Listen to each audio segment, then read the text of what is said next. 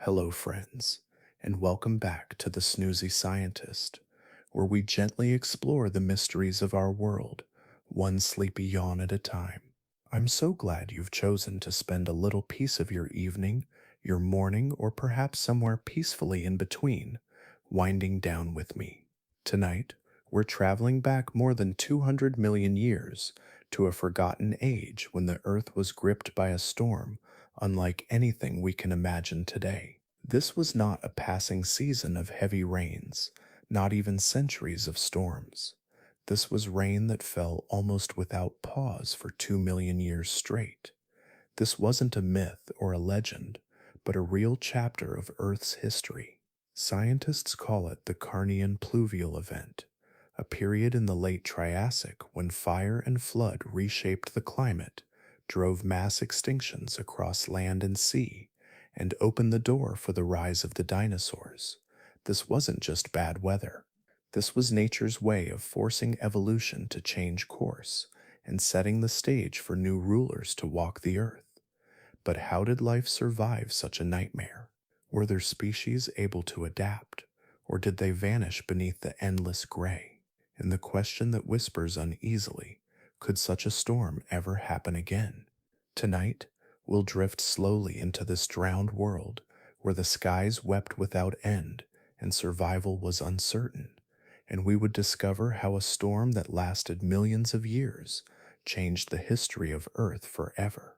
But before we begin, if you find comfort in these quiet journeys through science and story, it would mean the world to me if you gave this video a gentle like and maybe tapped subscribe.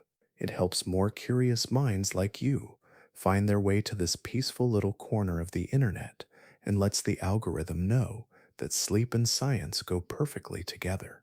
And if you'd be so kind, let me know in the comments, where are you winding down from tonight and what time is it there? I love seeing how far across the world these soft explorations travel.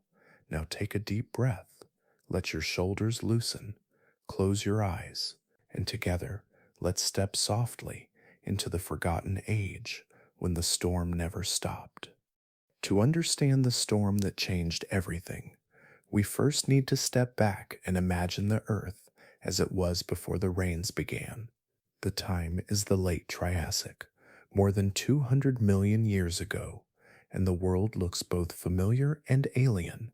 All the continents we know today are fused together into a single colossal landmass called Pangaea. From above, it would have looked like a vast supercontinent surrounded by one enormous ocean. On this land, deserts stretched across unimaginable distances, reaching farther than the eye could see. The air shimmered with heat, the soil cracked and dry, and rivers were rare enough to seem like miracles. Forests were scarce, appearing only as scattered patches of greenery, hugging coastlines or clustering near sources of fresh water. For most of Pangaea, the dominant colors were the deep red and dusty brown of bare rock and sand. Life had adapted to this dryness. Reptiles roamed across the plains, their scales glinting beneath the sun, conserving moisture in bodies perfectly suited to the arid conditions. Amphibians clung to the few wet places, surviving in small oases that broke the monotony of desert. Insects buzzed low to the ground, many of them feeding on sparse vegetation or preying upon one another in a fragile balance.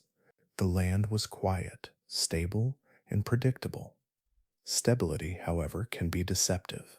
For millions of years, ecosystems had grown comfortable with the rhythm of the climate. The seasons brought hot summers and cooler winters, but rarely anything unexpected. It was a world where creatures knew their place and held to it. Giant reptiles, such as early relatives of crocodiles, claimed dominance on land, while smaller, agile creatures scurried in the shadows. Dinosaurs existed at this point, but they were not yet the rulers of the earth. They were small, often overshadowed by larger rivals.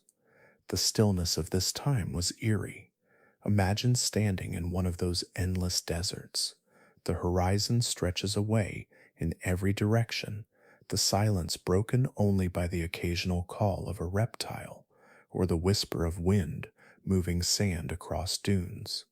Water is precious, hidden in deep underground reservoirs or caught in rare lakes that might dry within a season. Rain was not unknown, but it came in brief, isolated bursts, hardly enough to alter the balance of a dry world. Creatures survived by knowing exactly where to find shade, exactly when to migrate, exactly how to endure the long stretches of scarcity. Yet beneath this apparent calm, forces were stirring that no living creature could sense. Deep within the earth, molten rock moved slowly upward, pressure building in ways that would eventually unleash catastrophic change. Volcanic fields lay quiet for now, but the stage was set for eruptions that would alter the climate forever. The stillness of Pangaea gave an illusion of permanence, but it was an illusion that would soon be shattered. When environments remain stable for too long, species become highly specialized, locking themselves into the patterns of their world. Plants that could survive only in dry heat dominated the land.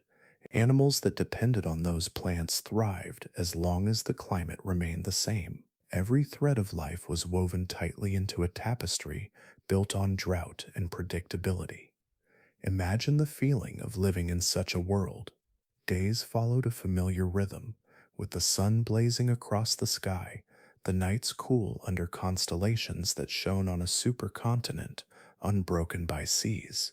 The ecosystems were balanced but fragile, like a delicate sculpture that could crumble with the slightest disturbance. And so, on the eve of the greatest storm in Earth's history, the planet waited in silence. Pangaea stood immense and proud, a land of deserts and heat, ruled by reptiles that thought their dominance would last forever. The skies were dry, the rivers low, and the forests thin. No creature living then could have imagined that soon the heavens themselves would open, and that the world they knew would dissolve under unending rain. From this calm and eerie stability, the first raindrops would fall, and with them, the unraveling of an age. Imagine a world that had known little but dryness for countless generations. The ground was baked hard under the weight of an unforgiving sun, and creatures had lived in rhythm with scarcity. Then one day, faint at first, the sound of raindrops began to tap against the earth. To us, the beginning of a shower might feel refreshing, even gentle, but in the Triassic world, those first drops carried with them the promise of change, so vast it would rewrite the planet's story. Geologists can still read the memory of those early rains in the rocks beneath our feet. The Earth keeps its history in layers, and in those layers, scientists have found the unmistakable marks of a climate that suddenly shifted. Sediments that were once dry and cracked reveal thin bands of clay laid down by floods. Fossilized soils, hardened over millions of years, show chemical changes that could only have happened when water began to seep deep into the ground. Within minerals, there are trapped signatures of moisture, tiny alterations that whisper of skies that no longer held back their weight. It is as if the earth itself wrote a diary, line after line, of the moment when the dry age was broken. For early life, the first rains would not have been a blessing. Plants that had adapted to meager water supplies suddenly faced soils saturated with moisture. Their roots, once spread wide to scrape every last drop, now drowned in the excess. Some withered under the new conditions, while others, perhaps by chance, discovered the advantage of deeper root systems. Animals, too, struggled to understand this new rhythm. Insects that had thrived in arid climates faced unexpected pools of water, disrupting breeding cycles. Reptiles that wandered across once predictable landscapes now found themselves blocked by swelling rivers and boggy plains. The change was not uniform, and that only added to the confusion. In some places, the sky opened for days without pause, while in others, brief breaks in the downpour offered short glimpses of the sun before the storms rolled back in. Imagine the bewilderment of creatures that had relied on dry riverbeds as paths or desert winds as guides, suddenly finding their world unrecognizable. Where once sandstorms swept across Pangaea, now lightning cracked across endless thunderheads. Where silence had reigned, the air was filled with the pounding of rain and the rush of water carving through stone. What makes this transformation even more remarkable is the speed at which it unfolded. On the scale of geological time, it was almost sudden. One layer of sediment shows a desert landscape, the next reveals floodplains alive with moisture. Within just a few thousand years, the Earth had traded parched heat for relentless storms. To us, thousands of years feels like an eternity, but to the planet, it was the blink of an eye. For life caught in between, that blink was enough to test every instinct for survival. The earliest storms must have carried with them a strange duality. For some species, they brought devastation, collapsing the fragile balance that had sustained them. Yet for others, the rains opened new doors. Amphibians, long confined to dwindling pools, found fresh habitats stretching wider than they had ever known. Small plants that could thrive in wet soils began to spread, painting the landscape with new shades of green. Each drop of water was both a threat and an opportunity, tearing down the old world while quietly constructing the foundation for the one to come. And as the rains deepened, swelling beyond seasonal shifts into something more permanent, the world began to lose its familiar shape. Rivers widened into torrents, valleys transformed into lakes, and forests that had once clung to the edges of rivers spread further into lands that had never known their shade. The rhythm of life that had been tuned to scarcity was now forced to adapt to abundance, but abundance, when unending, could be as deadly as famine. The first raindrops were only the beginning.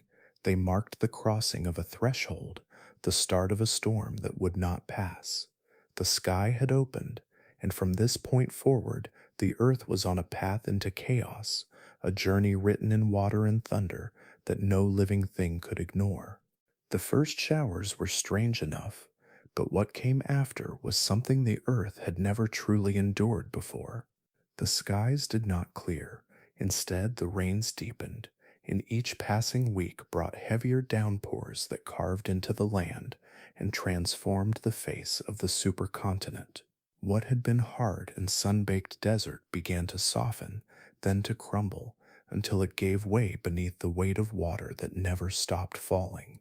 Rivers that had once been modest channels winding through dry valleys began to swell. They widened until they tore their banks apart and spilled across the flat plains of Pangaea. Where only dry sand had stretched for countless miles, floods now rolled in great sheets of brown water, sweeping away everything in their path. Whole landscapes were erased in a single season. Sand dunes collapsed into muddy basins, and gullies became torrents that roared with a violence no creature could have predicted. In the heart of these deserts, the transformation was even more shocking. Great stretches of arid land that had rarely seen a storm now drowned beneath endless gray skies. The desert floors turned to swamps, their surfaces bubbling with pools of stagnant water.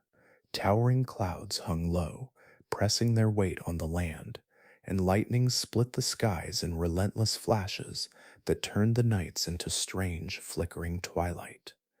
The very air became thick and heavy with humidity, suffocating creatures that had been built for dry heat. Life began to unravel in ways both visible and silent. Plants that had adapted to hold every precious drop of water now faced the opposite problem: too much moisture rotting their roots, drowning their seeds before they had a chance to sprout. Forests that once clung to the edges of rivers and lakes collapsed beneath their own weight, softened by constant saturation. Fallen logs piled into great heaps, drifting like wreckage through the new marshes, while fungi spread rapidly across the soaked ground, feeding on decay. Animals were no better prepared. Reptiles that had ruled the open spaces of Pangaea thrived on stability, but stability had vanished. Burrows filled with water, nests dissolved into sludge, and familiar hunting grounds disappeared beneath rising floods. The smaller creatures tried to climb or burrow higher, but the water followed them. The larger predators waded through a world that no longer offered steady footing, their claws and teeth of little use against an enemy that came from the sky. The rains did not discriminate, and the ground itself seemed to betray every creature that walked upon it. Imagine the terror of a herd animal driven to higher ground, only to find that every refuge eventually became an island cut off by swirling water. Migration routes were erased, forcing beasts to wander into strange territories in search of food. Those that survived the floods often faced starvation. Grazing lands were gone, seeds failed to ripen, and insect populations exploded in the dampness, carrying with them sickness that spread quickly among the weakened survivors. The earth itself seemed alive, groaning beneath the endless assault. Rivers carved deep scars into the land, depositing thick layers of mud that hardened when waters briefly receded, only to be torn open again by the next surge. In places, entire valleys filled like bowls, trapping lakes that had never existed before. Some drained away after months, but others lingered, changing the climate of those regions permanently. The geography of the world was being rewritten in real time, each raindrop adding its stroke to a canvas of chaos. It is difficult to grasp the scale of what was happening. This was not a storm that came and went. It was not a season of bad weather, or even a century of flooding. This was a deluge that stretched on for generations, with no creature alive remembering a time before the gray skies. The water soaked not just the soil, but the story of life itself. The phrase "the ground itself drowned" might sound poetic, yet it was the truest description. What had been solid became liquid, and what had been stable turned treacherous. Life did not end all at once. It was slowly undone, pulled apart by the quiet persistence of falling water. Every day, the flood grew a little deeper, and every day survival became harder. And while countless species struggled and fell in this drowned world, the planet itself was shifting in ways that would open doors for those that could endure. The floods, as devastating as they were also sowing the seeds of something new, reshaping ecosystems in ways no eye could yet see. The storms did not only bring rain, they carried with them a sky alive with fire, where clouds boiled and flared with a constant charge of energy. Imagine looking up and never seeing a calm, clear dome of blue, but instead a ceiling of black clouds streaked with endless bolts of white fire. The atmosphere itself had changed, supercharged with heat, moisture, and instability. Every hour felt like a storm waiting to strike, and more often than not, the storm came. Lightning forked across the horizon, sometimes splitting trees apart in an instant, sometimes slamming into the ground with a force that shook the earth beneath it. In this world of constant rainfall, one might expect that fire would disappear.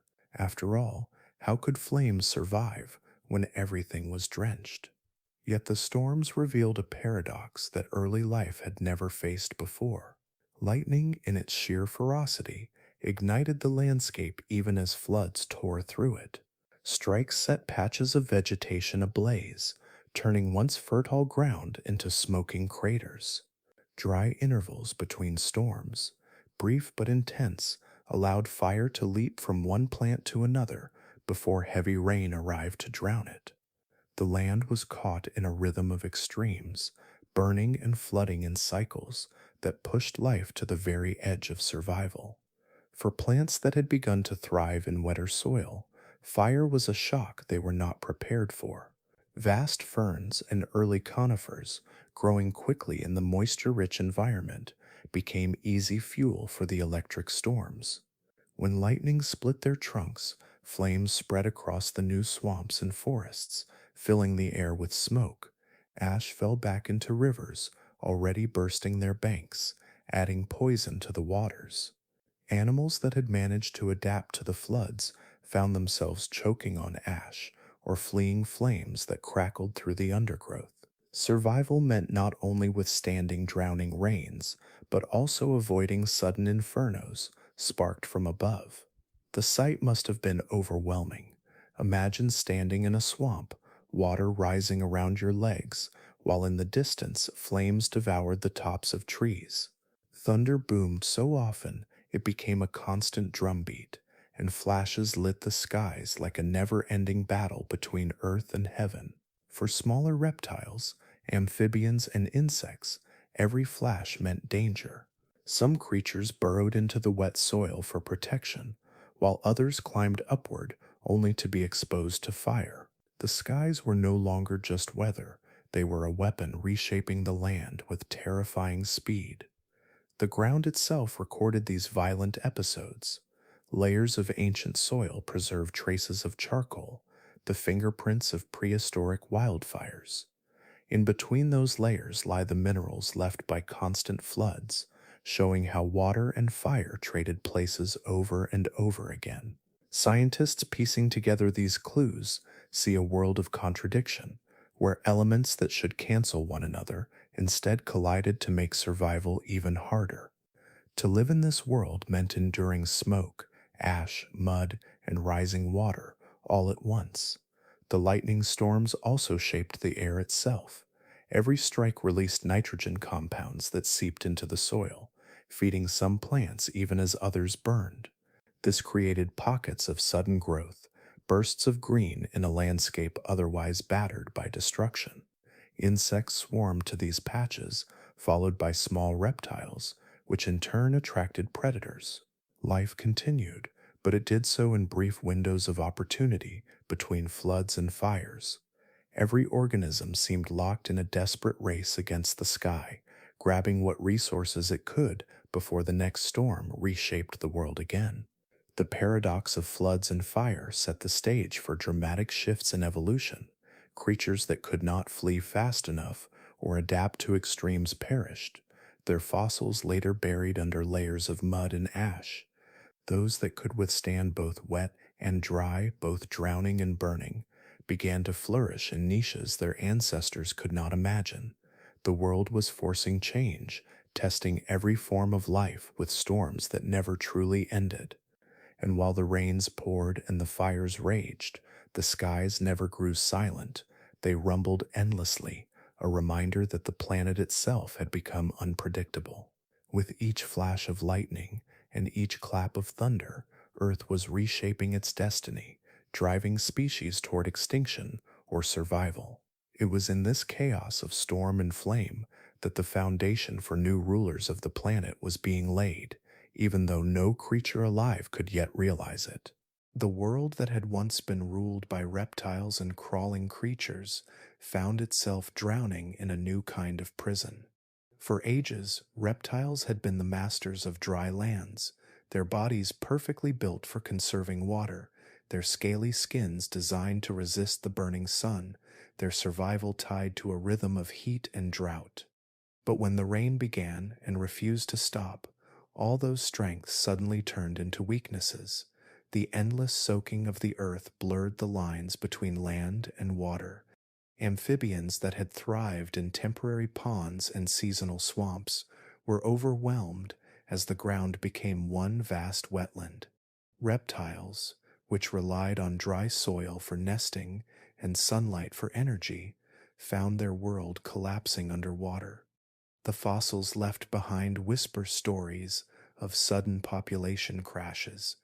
Sediments reveal layers where the bones of once thriving creatures pile together in strange clusters, as if entire populations died within the same season. Amphibians, which should have been favored in the wet world, were among the first to vanish in large numbers. Their soft skins, designed to exchange moisture and oxygen, turned against them when rivers spread unchecked, and new pools became stagnant breeding grounds for disease. Parasites thrived in the still waters, infecting eggs and young, wiping out whole generations before they could reach adulthood. Reptiles, too, paid a heavy price. Many species relied on the sun to regulate their body temperature, yet for years the sky was a sheet of gray and storms hid the warmth they needed. Eggs laid in sandy nests washed away in flash floods, or they rotted in the constant damp.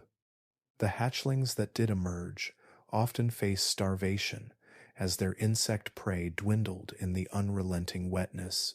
Fossilized trackways fade abruptly in certain layers, as if creatures simply stopped walking the land altogether. The silence of those missing footprints is as loud as any scream. The predators at the top of the food chain were no safer. Carnivorous reptiles that had once roamed the open plains depended on smaller prey animals for survival, but when those prey populations collapsed, so did the hunters. Skeletons of large reptiles are found with the thin, fragile bones of starvation, evidence that they lingered but could not endure. The fossil record becomes patchy, with whole families of creatures disappearing within spans of time so short that, in geological terms, they look like the strike of a hammer. The rain not only drowned the land, it changed the very shape of habitats that had existed for millions of years. Dry basins filled into shallow lakes, deserts turned into unstable wetlands, and forests that had clung to the edges of rivers were ripped apart by floods. For animals that had relied on those environments, the shift was too sudden, too overwhelming. Some creatures may have tried to flee, moving to higher ground, but those highlands were soon battered by storms as well. There was no safe place left, no corner of the land untouched by the endless downpour. The tragedy of this time is that these creatures had survived so much before. They had endured predators, shifting climates, even periods of scarcity. Yet when the world turned against them in the form of relentless rain, survival strategies that had worked for millions of years failed in a matter of centuries. The resilience of life itself was tested, and for many, the test was fatal. And still, the story of this catastrophe grows darker when we realize that the victims we have traced so far were only the first. The rain did not stop, and with each passing century, new challenges rose from the waterlogged earth. It was not only amphibians and reptiles that faced ruin, but also the plants that fed them, the insects that sustained them, and the very landscapes they had called home. The deluge was not simply killing individual species, it was unraveling the entire web of life, strand by strand, leaving behind a world that looked nothing like the one that came before. The world that would one day belong to dinosaurs was, at this time, anything but welcoming to them. They were still small creatures, often no bigger than a dog, fragile compared to the lumbering giants around them. When the rains began and the skies broke open, these early dinosaurs were not rulers, they were survivors clinging to existence. Their legs were thin, their bodies light, and their place in the ecosystem was low on the ladder. They darted through the undergrowth, careful to avoid the shadows of much larger rivals. The storms that poured endlessly across the land changed everything. Before the skies opened, the landscape was shaped by dryness, favoring heavily armored herbivores and massive, squat reptiles that could store resources and move slowly across parched ground. Creatures like the rhinoceros thrived, with their sturdy beaked jaws that crushed plants, while dicynodonts, tusked and powerful, dominated as some of the largest plant eaters of their age. And then there were the crocodile-like archosaurs, fearsome predators with bodies built for power. These animals were the true masters of the land before the first raindrops fell, but the storms were a great equalizer. When rivers overflowed and swamps spread where deserts once baked, the ground itself became a trap. The heavy-bodied herbivores sank in mud, their bulk working against them as they struggled to cross flooded plains. The rains did not stop for days or weeks. They went on without pause, turning the hard earth into shifting, unstable terrain. Fossilized trackways preserved in ancient mud tell the story of these times, with deep imprints showing animals dragging themselves across soggy ground, fighting not just to eat or escape predators, but simply to move forward at all. For species that had built their survival strategies on stability and strength, the New World stripped away their advantages. The small dinosaurs, fragile as they seemed, now held an unexpected edge. Their long legs lifted their bodies above the muck, and their lighter frames allowed them to dart across ground that swallowed larger beasts whole. They could weave between waterlogged forests, finding shelter in places the bigger reptiles could no longer reach. Every storm that fell was like a test, thinning the ranks of those who had once towered above them, while the quick-footed dinosaurs learned to navigate chaos. The constant flooding reshaped not only the land, but also the rules of competition. The great rhynchosaurs, once countless across the continents, left behind fossil records showing a sudden decline. Whole populations collapsed as the plant life they relied on drowned under relentless water. Their jaws, so perfectly designed to shear tough vegetation in dry conditions, were less useful when marshes replaced plains and softer aquatic plants dominated the landscape. Dicynodonts, too, began to vanish. The same tusks that helped them dig for roots in hard ground offered little advantage in sodden swamps, and their massive bodies weighed them down in terrain that no longer supported them. The predators of that age, the crocodile-like archosaurs, were not immune either. While they were masters of ambush in riverbanks and lakesides, endless rainfall expanded water systems into vast, unpredictable floods. Their hunting grounds were washed away, and the prey they relied on became scarcer. Fossils hint at their struggles, with many showing malnourished frames and stress in their growth patterns. It was as if the skies themselves had turned against them, unraveling the balance that had allowed them to rule. For dinosaurs, though, every storm created a new opportunity. Their small size, once a disadvantage, became protection. They could slip into new niches, feeding on insects, small amphibians, and plants that thrived in wet soil. Their ability to adapt quickly meant they were not bound to the old rules of survival. Where massive bodies faltered, nimble feet carried them forward. The world was reshaping itself with every passing year of rain, and those who could not bend to its new rhythm were left behind. Imagine that scene, a world darkened by clouds, rain lashing down without end, rivers spreading across plains until land and water blurred together. The once mighty giants sinking in mud, their herds thinning, their dominance slipping. And in the shadows, small dinosaurs weaving through dripping ferns, eyes alert, bodies lean, quietly seizing the spaces left open. They were not yet kings, not yet the thunder lizards that would one day shake the earth, but these storms gave them room to breathe. They were survivors learning to thrive in a drowned world, heirs in waiting as their rivals struggled against the very sky. From here, the story of survival begins to twist again, for the rains that spared some also forced every creature into new battles, reshaping life step by step in ways no one could have predicted. The endless rains that swallowed the land did not stay trapped in valleys and low plains.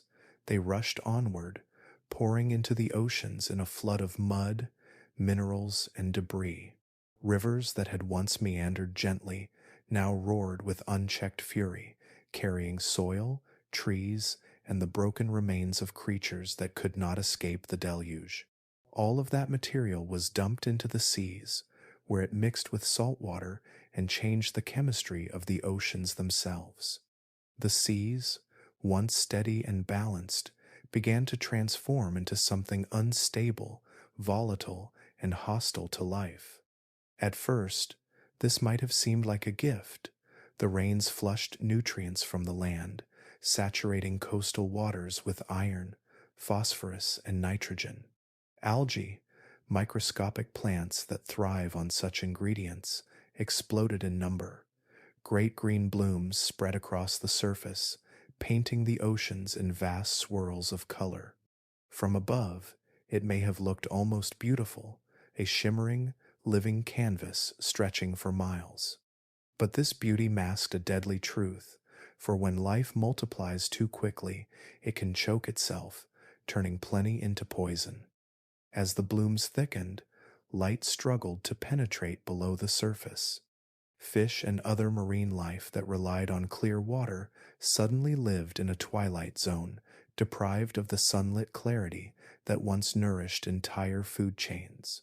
When the algae finally died, as all life eventually does, it sank into the depths in unimaginable quantities. Microbes consumed the remains, feasting on the endless banquet of decay. But these microbes used oxygen as fuel, and in their frenzy they stripped the seas of breathable air.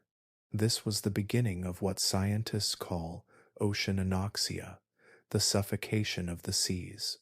Waters that had once teemed with movement and sound fell silent. Fish swam into dark patches of ocean, only to suffocate as invisible death closed in around them. Entire shoals collapsed in unison, their silver bodies carpeting the seabed like confetti from a funeral procession. Shellfish clinging to rocks found themselves trapped in stagnant waters with no oxygen left to draw upon, their shells sealing shut forever. Even mighty marine reptiles, rulers of the deep, struggled against the silent, suffocating tide. The devastation spread far beyond the coastal shallows. Once oxygen disappeared from the lower layers of the ocean, it was difficult to bring it back. Currents slowed, the normal churning of warm and cool waters disrupted by the strange climate. Without mixing, deep waters remained stagnant, heavy with the weight of rot. The cycle repeated again and again, each storm feeding the seas with more nutrients, each bloom stealing more oxygen, each die-off adding more decay to the suffocating depths. In some places, the waters turned not just deadly but toxic. When oxygen is gone, other gases take its place. Hydrogen sulfide, a gas poisonous to almost every creature, seeped upward from the depths, rising like a ghost through the murky layers of the sea. If released in large enough amounts, it could even bubble to the surface and drift into the air, adding yet another layer of danger to a world already spiraling into chaos. Imagine standing on a once lively coast, the air heavy with a smell of rotten eggs, while the waves washed lifeless fish onto the shore in heaps. That was the reality of oceans under siege. Coral reefs, which had flourished in warm, shallow waters, were among the earliest casualties. They could not endure the double blow of smothering sediment and low oxygen. Structures that had once built thriving undersea cities crumbled into rubble, leaving barren stretches where countless species had once found food and shelter. Entire food webs unraveled. Predators starved without prey, scavengers found only empty wastelands, and small creatures that had once hidden within the reefs drifted helplessly into open waters where they quickly perished. The transformation was relentless. Rainfall fed rivers, rivers fed seas, seas fed death, and as the ocean struggled under this weight, the very heart of Earth's life support system faltered. The seas had always been a stabilizer, regulating climate and supporting the vast majority of species, but now they became unstable, a cauldron of imbalance. The water was rising, not only in volume but in hostility. The line between land and sea blurred, and neither offered safety. Life on Earth found itself cornered, the ground drowned, the skies split with storms, and now the oceans themselves turned into sprawling graveyards. For countless creatures, There was nowhere left to run, no refuge untouched by the chain reaction that the rains had set into motion. The storms were not born from clouds alone, but from the very bones of the earth. Deep within the crust, molten rock surged upward, bursting through cracks and fissures, spewing fountains of fire into the sky. Volcanic eruptions became relentless, staining the horizon with towers of smoke and ash that could stretch for miles. Imagine a sky darkened not just for days but for years, filled with choking plumes that blotted out the sun, a canopy of black that turned daylight into a strange and heavy twilight. The earth seemed restless, its breath toxic, its lungs spilling fire. Every eruption released more than lava. Invisible gases poured into the air, filling the atmosphere with carbon dioxide, methane, and sulfur. These gases wrapped the planet in a suffocating blanket, trapping heat that could not escape back into space. The world began to warm at a pace life could not keep up with. Temperatures shifted, not in gentle degrees but in sudden leaps that forced creatures and plants into a constant struggle for balance. What had once been a cycle of seasons became a spiral of chaos. The rain that fell from these storm-darkened skies was no longer just water. It became tainted as it passed through the veil of volcanic gases. Droplets picked up sulfur and carbon dioxide, turning them into weak acids. When these poisoned rains soaked the ground, soils lost their richness, plants withered, and rivers turned harsh and corrosive. Forests that once thrived in the humidity found their roots burning in soil stripped of nutrients, while freshwater pools became hostile, unable to support the delicate creatures that had once flourished there. Imagine a swamp alive with amphibians, frogs croaking under the dripping canopy, their eggs clinging to reeds. Then picture the same swamp after years of acidic rainfall, its waters cloudy, its vegetation limp and yellow, its once vibrant life silent. The smallest creatures, the ones most sensitive to changes in chemistry, were among the first to vanish. Their disappearance rippled outward, leaving predators with nothing to hunt and ecosystems collapsing like a line of falling stones. The carbon-rich atmosphere thickened with every eruption. The air itself became heavier, harder to breathe for both animals and plants. Some adapted, shifting their physiology to cope with higher carbon levels, but most struggled. Plants, while feeding on carbon dioxide, could not survive when the balance tipped too far. Leaves that once spread wide to drink sunlight shriveled, forests thinned, and open land began to dominate. This shifting of vegetation transformed landscapes, carving new boundaries between survival and death. The oceans, too, felt the weight of carbon in the sky. As rains carried gases into the seas, the chemistry of the water began to change. Acidification gnawed at shells, dissolving the calcium carbonate of tiny plankton, corals, and mollusks. The creatures that formed the base of the food chain found themselves unable to build protection, their fragile structures crumbling before they reached adulthood. Without them, entire marine systems collapsed, leaving larger animals to starve. The earth itself seemed to be turning against the very life it had nurtured. For land dwellers, the effect of volcanic gases was both direct and unrelenting. The haze of carbon and sulfur created a strange filter over the sun, sometimes making days feel cooler and darker, only for the trapped greenhouse gases to push global temperatures higher over decades. It was a world of contradictions, where a single day might feel damp and cold under thick clouds, yet the long-term climate grew steadily hotter and harsher. Life found no rhythm, no steady pattern to adapt to, only a constant shifting of extremes. Creatures that once ruled the land found themselves weakened. Some reptiles that had flourished in earlier times grew sluggish in the toxic heat, their habitats shrinking as forests declined. Amphibians, already battered by floods and fires, now faced poisoned waters that destroyed their fragile eggs. Even insects, which usually survive when other creatures fall, were forced into chaos by disrupted food webs and collapsing ecosystems. The chain of survival snapped in countless places, leaving silence where life had once teemed. Above it all, the skies roared with the voice of a planet in turmoil.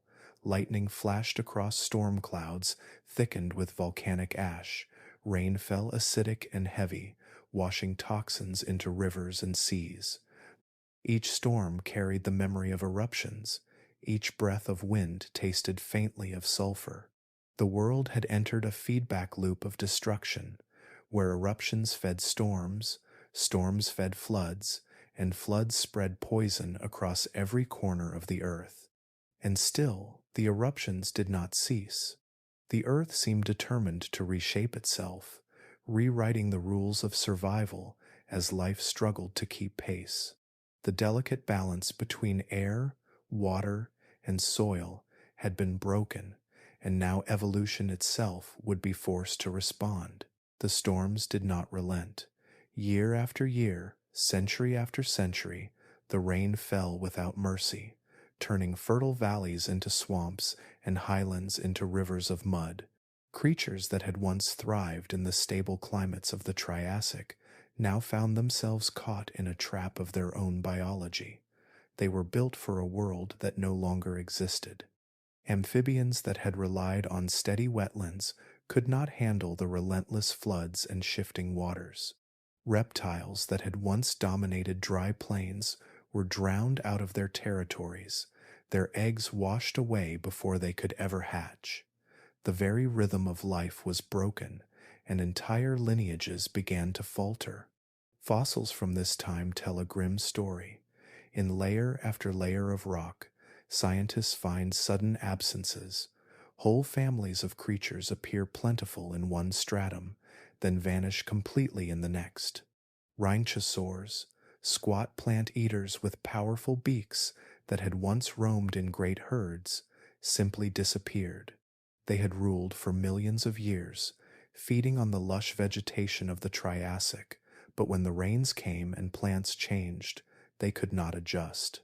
Their jaws, once so efficient for cropping tough leaves, became useless when new plant types took over. Their extinction was swift, written in stone as a sharp end rather than a gradual fade. Amphibians also suffered terribly. For ages they had been survivors, clinging to rivers and ponds, laying their eggs in shallow waters, hunting insects along the shores. But the endless deluge turned their habitats against them. Pools that once offered safety now grew stagnant, choked with algae and deprived of oxygen. Their eggs, delicate and vulnerable, were easily destroyed by floods or poisoned by the new chemistry of the waters. Populations crashed, leaving behind empty wetlands where once there had been a chorus of croaks and splashes. Crocodile-like archosaurs, once fierce predators of the Triassic landscapes, also declined. Their bodies were strong, and their jaws were lined with teeth, but even strength could not guarantee survival when ecosystems unraveled. Prey grew scarce, nesting grounds were lost, and young hatchlings faced a world that shifted too fast for them to adapt. Fossil evidence shows many of these predators never recovered, their reign cut short before they could pass their strength to future generations. The loss was not limited to the land. The oceans, too, had begun to collapse under the weight of nutrient floods and toxic blooms, and with them vanished marine reptiles, shellfish, and countless unseen species that formed the foundation of the food chain. Every loss on land echoed in the sea, and every collapse in the sea pushed stress back onto the land. Life was interconnected, and as one strand of the web snapped, others quickly followed. In this time of turmoil, extinction became the rule rather than the exception. What had once been diverse communities of creatures shrank into scattered remnants. Fossil records show the diversity of vertebrates dropping sharply, a sign that the Earth itself was pruning its tree of life with brutal efficiency. Only those species with unusual resilience, those able to adapt quickly to the floods, the shifting plants, the changing chemistry of soil and water, had a chance. Small, fast reproducing animals fared better, while larger, specialized creatures perished. The emotional weight of this moment in history cannot be understated. Imagine entire families of animals, once dominant and numerous, fading away until none were left. Imagine the silence where once there had been the sound of herds moving across plains or the splashes of amphibians in the shallows. The world was being emptied and refilled at the same time, with survivors carrying the fragile spark of life forward. It was in this dark crucible that opportunity began to open. With rhynchosaurs gone, with amphibians diminished, with many archosaurs weakened, new niches appeared. The landscape no longer belonged to the old rulers. The storm had washed the earth clean of many of its champions, and in the gaps they left behind, new players began to emerge. Dinosaurs, once small and overlooked, started to find space to grow. Their story was only beginning, written on the bones of those that had not survived. The storms that seemed to bring only destruction also carried within them the quiet beginnings of renewal. Each drop of water that hammered the cracked ground carried more than moisture. It carried the power to awaken dormant seeds, to wash minerals from the rocks, and to soften once barren soils. For millions of years before, much of the earth had been parched and unforgiving, its surface scarred by droughts and deserts. But now the endless rains created an environment unlike anything that had come before, a world where green could take root and spread. The first to answer the call of this new wet world were the ferns. With their delicate fronds and spores that drifted like dust in the wind, they were perfectly suited to take advantage of the soaked ground. In every crevice, between every stone, along the banks of newly swollen rivers, they unfurled in waves of green. Their spores did not need seeds or flowers. They simply needed water, and now water was everywhere. Soon entire hillsides shimmered with their leafy patterns, creating the foundation of the new forests. Following the ferns came the conifers, the ancestors of modern pines and cedars. Unlike the ferns, they reached upward, stretching higher and higher, turning the once empty skies into canopies of needles and branches. Their trunks thickened in the softened ground, and their roots spread deep, gripping the damp earth with strength. These trees were not fragile. They were builders of landscapes, architects of shade, and providers of shelter. With each generation, they grew taller, their crowns forming the first true forests of this changed world. Where before there had been vast deserts, now jungles began to take their place. The rains did not stop, and with every season more layers of life appeared. Under the tall conifers, mosses crept along the damp ground, while shrubs and low-growing plants crowded into the space beneath. The air itself grew heavier, thick with moisture and the smell of resin and wet soil.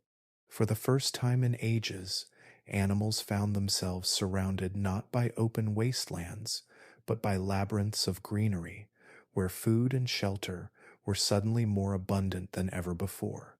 Insects multiplied with astonishing speed, feeding on the leaves, pollen, and decaying matter that the forests produced in endless supply.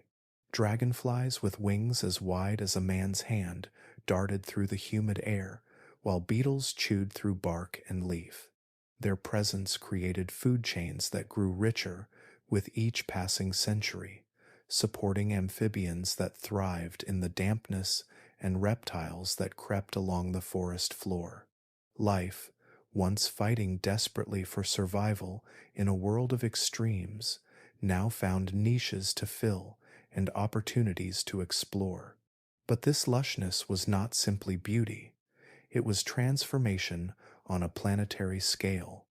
The forests pulled carbon dioxide from the sky, storing it in their wood and leaves. The once choked air slowly shifted, and with it the climate began to steady. The cycle of storm and growth created a balance, as plants shaped the atmosphere and the atmosphere shaped the plants. What began as chaos now became the engine of stability, drawing the earth into a new age of green. The spread of forests also rewrote the very geography of the land. Rivers carved through soil loosened by roots, carrying sediments to valleys and lowlands where new growth flourished. Lakes formed where water pooled, and wetlands buzzed with life. Areas once too barren to support even the simplest plants now teemed with towering trees.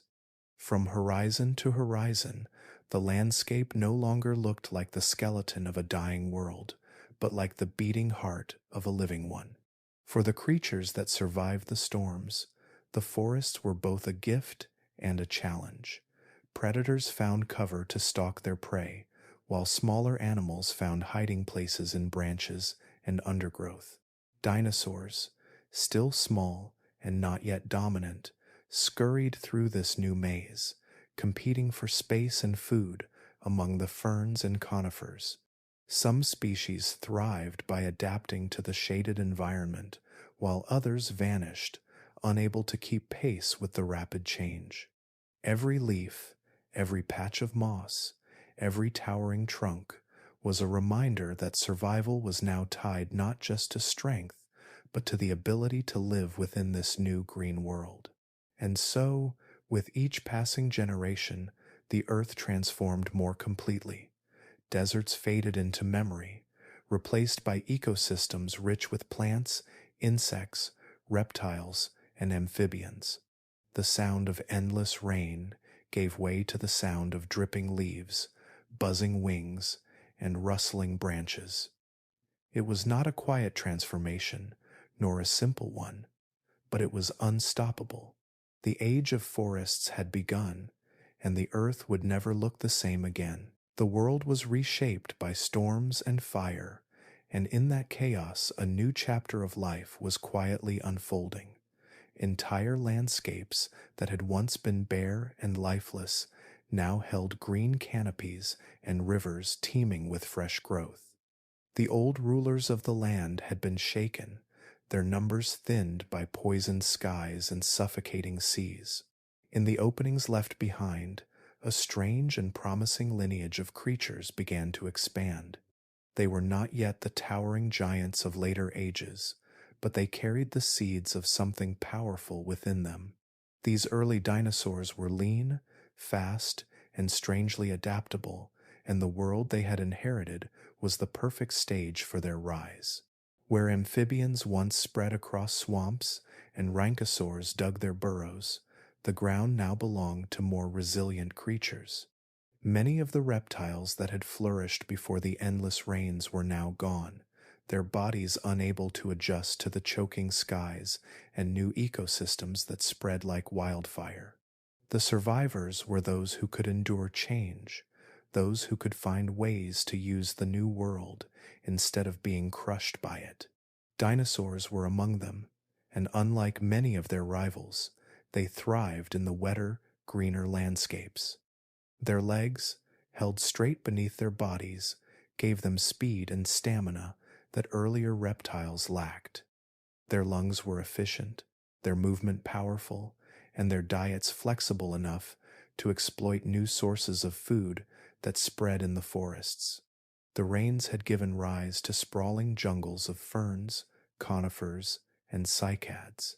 Where deserts once stretched under burning suns, now canopies of green sheltered the ground, creating a patchwork of habitats filled with both danger and opportunity. In this lush world, dinosaurs could dart through the undergrowth, leap after prey, and climb into niches where slower, heavier creatures could not compete. Small predators stalked insect swarms and scurried after early lizards, while herbivorous forms browsed tender shoots growing in the damp soil. They were not yet the titans of later eras, but they were perfectly positioned to grow into that destiny. Each storm that rolled across the land carved away more of the past and opened space for the future. Many amphibians that had once ruled the shallow rivers were now confined to shrinking pockets of habitat, their numbers dwindling with every season. Other reptile groups faltered as food chains broke and breeding grounds vanished. Dinosaurs, however, seized opportunity where others met ruin. They could move quickly across open ground, survive in shifting climates, and use their strong, upright posture to dominate new terrain. Their very bodies were built for endurance in a world that demanded it. The seas were still unstable, often choking with blooms that robbed fish of breath, yet the land offered promise for those able to claim it. Small, two-legged carnivorous dinosaurs like Coelophysis hunted in packs, weaving between trees as agile predators. Their ability to cooperate gave them an edge against both prey and competitors. In other regions, early herbivorous dinosaurs adapted to the thick carpets of ferns, evolving stronger jaws and bodies to handle the constant supply of vegetation. With every generation, their numbers grew, filling gaps left by vanished species. The world had become a stage for a great transformation. Rain had broken the old balance, and the survivors were rewriting the script of life itself. Dinosaurs flourished not because they were the strongest at the beginning, but because they were the most suited to a world where nothing stayed the same for long. Their diversity multiplied, their reach extended into every corner of the landscape, and their story was only just beginning. Every storm, every fallen forest, every vanished rival fed into their momentum. Evolution was no longer just a slow drift, but a rapid dance, and dinosaurs were leading it with confident strides. What began as survival soon became dominance, and from this moment onward, they would climb higher and higher, shaping the earth for millions of years to come. The world that emerged after endless rains was not only green and fertile, it was also dangerous in ways that stretched the imagination. Vast swamps formed where once there had been dry plains, and in those swamps new kinds of giants began to appear. It was as if nature, freed from the grip of drought, decided to experiment with size, with shape, with ferocity.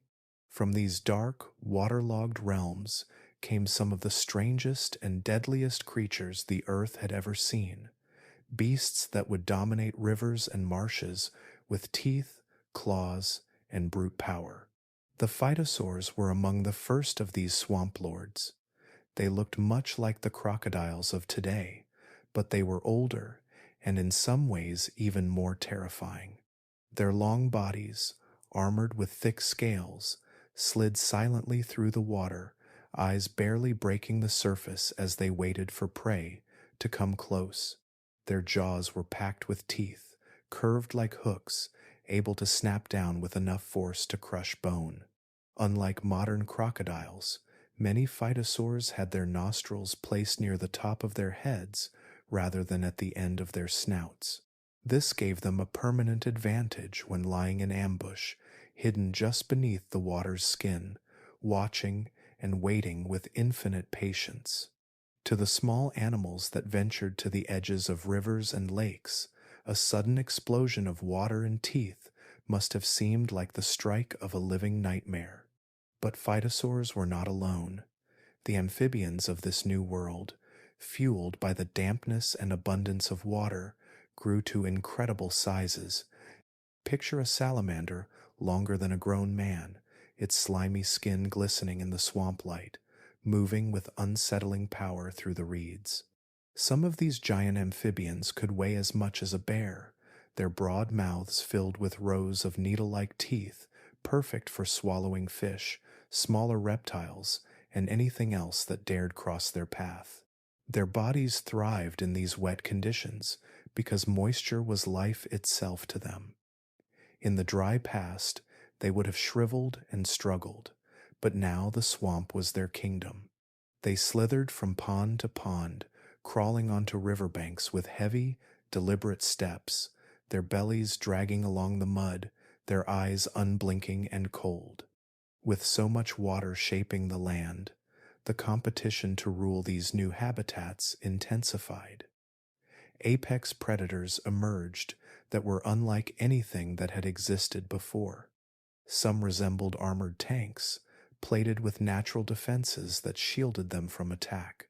Others were sleek and fast, built for sudden bursts of speed that could bring down creatures nearly as large as themselves. In these swamps, survival meant strength and cunning, and only those who could master both would endure. Imagine the sounds of such a place. The deep bellow of giant amphibians echoing at dusk, the sudden splash of a phytosaur lunging from the depths, the constant chorus of smaller creatures that now filled the air with croaks and shrieks. The swamp was alive at every moment, both beautiful and brutal. For prey, every step through reeds or shallow water carried the risk of being dragged beneath by jaws they never saw coming. For hunters, it was a world rich with opportunity, where every meal was worth the fight. Even the plant life of these swamps added to the sense of strangeness. Thick mats of ferns and horsetails grew taller than a man, and twisted roots created endless hiding places for ambush. The water itself was often dark, heavy with mud and silt, turning every pool into a place of mystery. Creatures could vanish in a heartbeat, slipping beneath the surface without a sound, leaving only widening ripples as proof of their presence. These monsters of the swamps were not gentle rulers. They were constantly testing one another, fighting for dominance, leaving scars that told the story of their violent lives. A giant amphibian might seize a young phytosaur in its jaws, only to be dragged under when the reptile turned its strength against it. Predators preyed not only on the weak, but often on each other, in a brutal cycle that shaped the balance of this wet kingdom. And yet, as terrifying as these creatures were, they also revealed the resilience of life. Out of disaster and endless rain, Earth had given rise to new forms that adapted with astonishing speed. What had once been a world of deserts and withered plains was now a labyrinth of rivers and swamps, each filled with predators built to thrive. The storms that had seemed like an ending had, in truth, created the conditions for this new nightmare to flourish. From the shadows of those flooded lands, the future of life on Earth was being written in tooth marks, claw slashes, and the heavy footprints pressed into swamp mud. Try to imagine our world if the rains of the Carnian never stopped. Not a season of storms, not a few decades of flooding, but millions of years in which the sky poured without mercy. For creatures adapted to it, life eventually found a way. But for humans, this kind of world would have been impossible to endure. Our entire story depends on the delicate balance of weather, on the rhythm of sun and rain, on the pattern of dry and wet seasons that allow us to grow crops, store food, and build homes that last through more than a single storm. Strip away that balance, and our existence unravels almost instantly. Humans depend on stability in a way most animals do not. Our agriculture, which is the backbone of civilization, requires predictable cycles. We plant seeds expecting them to sprout in warmth, then grow in sunlight, and finally receive measured amounts of water.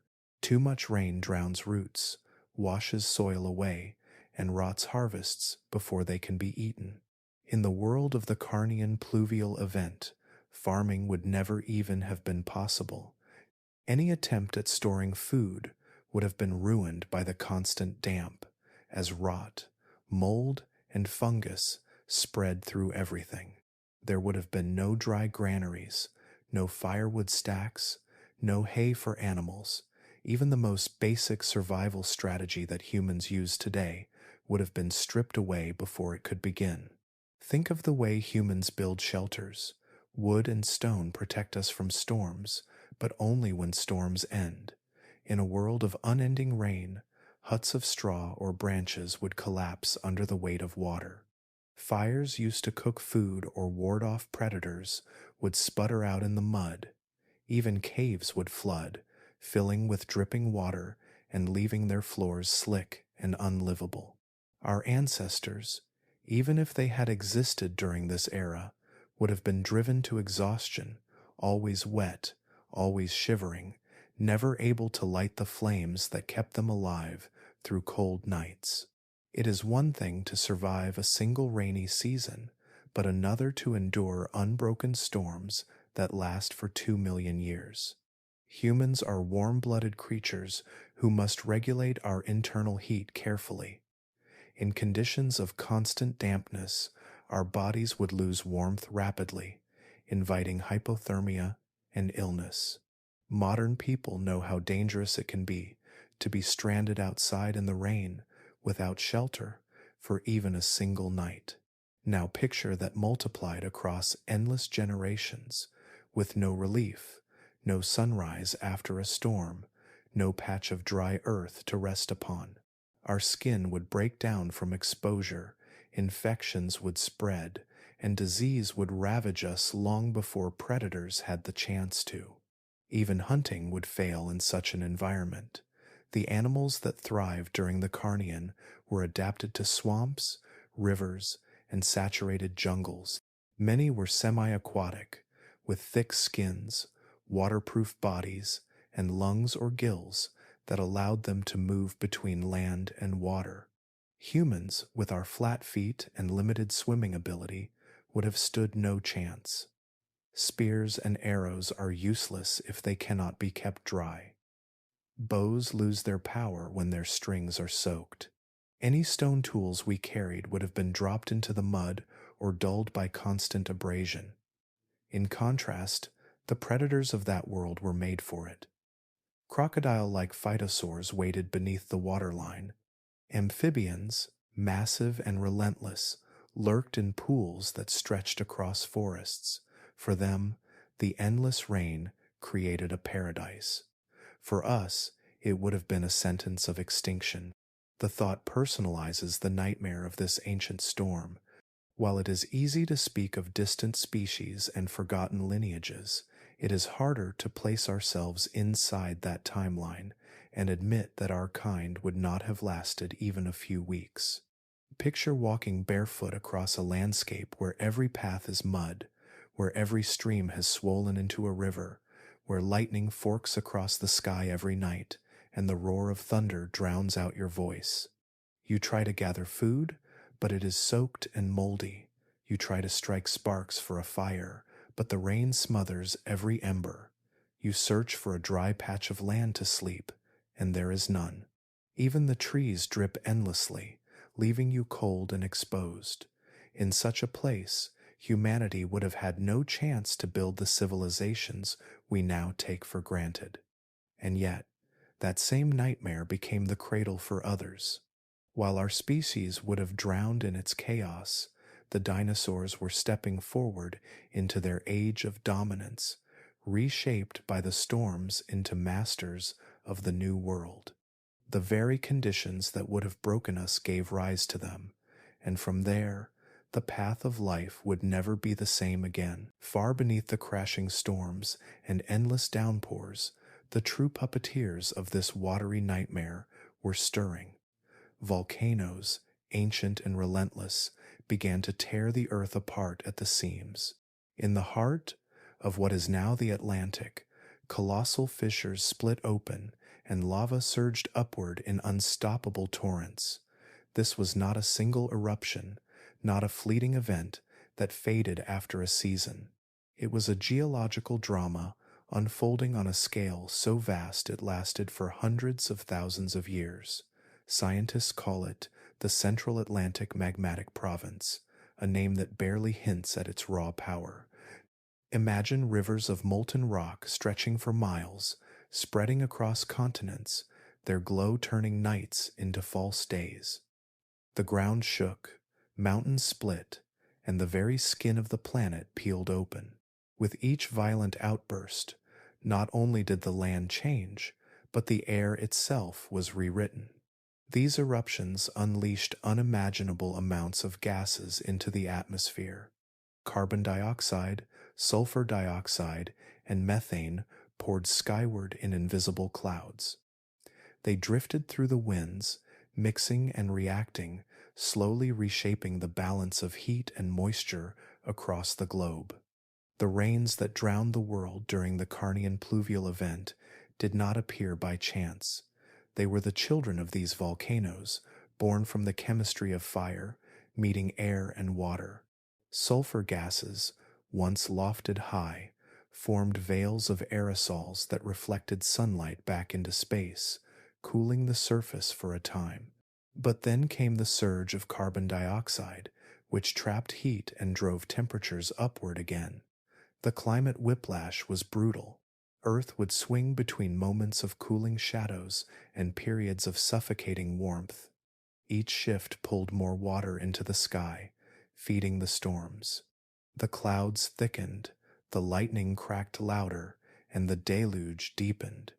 The cycles of rainfall were tied directly to the rhythms of the planet's own geology, as if the mantle beneath the crust was dictating the tempo of life above. For creatures struggling to survive, there was no escape from this dance. When the gases surged, forests expanded and swamps spread wider. When the atmosphere shifted again, floods swallowed valleys and reshaped rivers overnight. Entire ecosystems were pulled into these swings like puppets on strings, responding to the unseen hand of deep earth forces.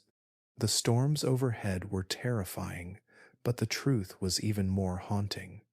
They were only surface echoes of the chaos brewing far below. Picture the land during one of these volcanic pulses. The horizon glows red with fountains of fire. Ash drifts down like black snow, coating leaves and choking rivers. Animals scatter as the ground trembles beneath their feet, yet above the destruction, the sky churns with rising plumes, feeding clouds that will later burst into ceaseless rain. The connection between earth and sky becomes undeniable. What begins in molten stone ends as floods that sweep away life hundreds of miles away. The scale of these eruptions is almost beyond comprehension. Today, even the largest volcanic events humans have witnessed pale in comparison. The great eruption of Krakatoa in the 19th century darkened skies and cooled the globe for years, yet it was nothing but a spark compared to the infernos that raged during this time. The lava flows of the Central Atlantic magmatic province covered areas the size of continents. It was an earth-shaking force that permanently altered the climate and even set in motion the breaking apart of the supercontinent Pangaea. And still, the volcanoes did not relent quickly. For generation after generation of living creatures, they were a constant presence, shaping every breath of air, every drop of rain, every shift in temperature. The surface world became a reflection of the hidden furnaces below. Life did not simply adapt to weather, it adapted to geology, to the deep forces of the mantle, to the convulsions of a planet alive beneath its crust. In this way, the rains of the Carnian Pluvial Event were not simply storms, they were instruments in a grand symphony composed by volcanoes. Each eruption added a new note, each pulse of gas changed the melody, and the outcome was a chorus of water, thunder, and lightning that drowned the earth for millions of years. From deserts turning into jungles to swamps teeming with predators, every transformation traced back to these puppeteers of chaos, hidden yet all-powerful, pulling the strings of survival and extinction alike. When we hear that rain once fell for millions of years without pause, it sounds almost impossible, like a myth carried down through time. Yet scientists are not working with legends or stories, they are piecing together clues locked inside the Earth itself. Rocks and sediments hold memories of the past, and with careful eyes, researchers can read them like pages in an ancient diary. Each layer of stone, each fragment of fossilized pollen, each trapped bubble of air is a record of what the planet was like when it was laid down. One of the most striking tools scientists use is the study of rock layers called strata. Imagine peeling back the surface of the Earth like the pages of a book. Each thin band of sediment is a chapter recording the conditions when it was formed. During the time of the Carnian Pluvial Event, the chemical fingerprints of these rocks change dramatically. Geologists find shifts in minerals that show intense chemical weathering, which could only have happened under relentless rainfall. Iron-rich rocks, for example, often turn red when exposed to heavy moisture, and entire sequences of red layers appear from this period, painting a vivid picture of soggy, drowned landscapes. But the rocks alone are only part of the puzzle. To know that the rain was not just local but global, scientists turn to the silent testimony of microscopic life. Fossil pollen and spores, preserved in mud and clay, tell us exactly what plants were growing. Certain species flourish only in dry climates, while others can survive only in consistently wet conditions. When researchers sift through sediments from the Carnian, they find spores from ferns exploding in number. Ferns love wet, humid environments, so their sudden takeover in the fossil record is like a neon sign flashing the truth. The world had become soaked. Side by side, the pollen of drought-tolerant plants begins to dwindle and vanish, showing how ecosystems collapsed under skies that refuse to clear. Another kind of evidence comes from oxygen isotopes locked within ancient minerals. Water molecules carry different isotopes of oxygen, and rainfall patterns can shift the balance between them. By analyzing the isotopic ratios in carbonate rocks, scientists can detect swings in precipitation.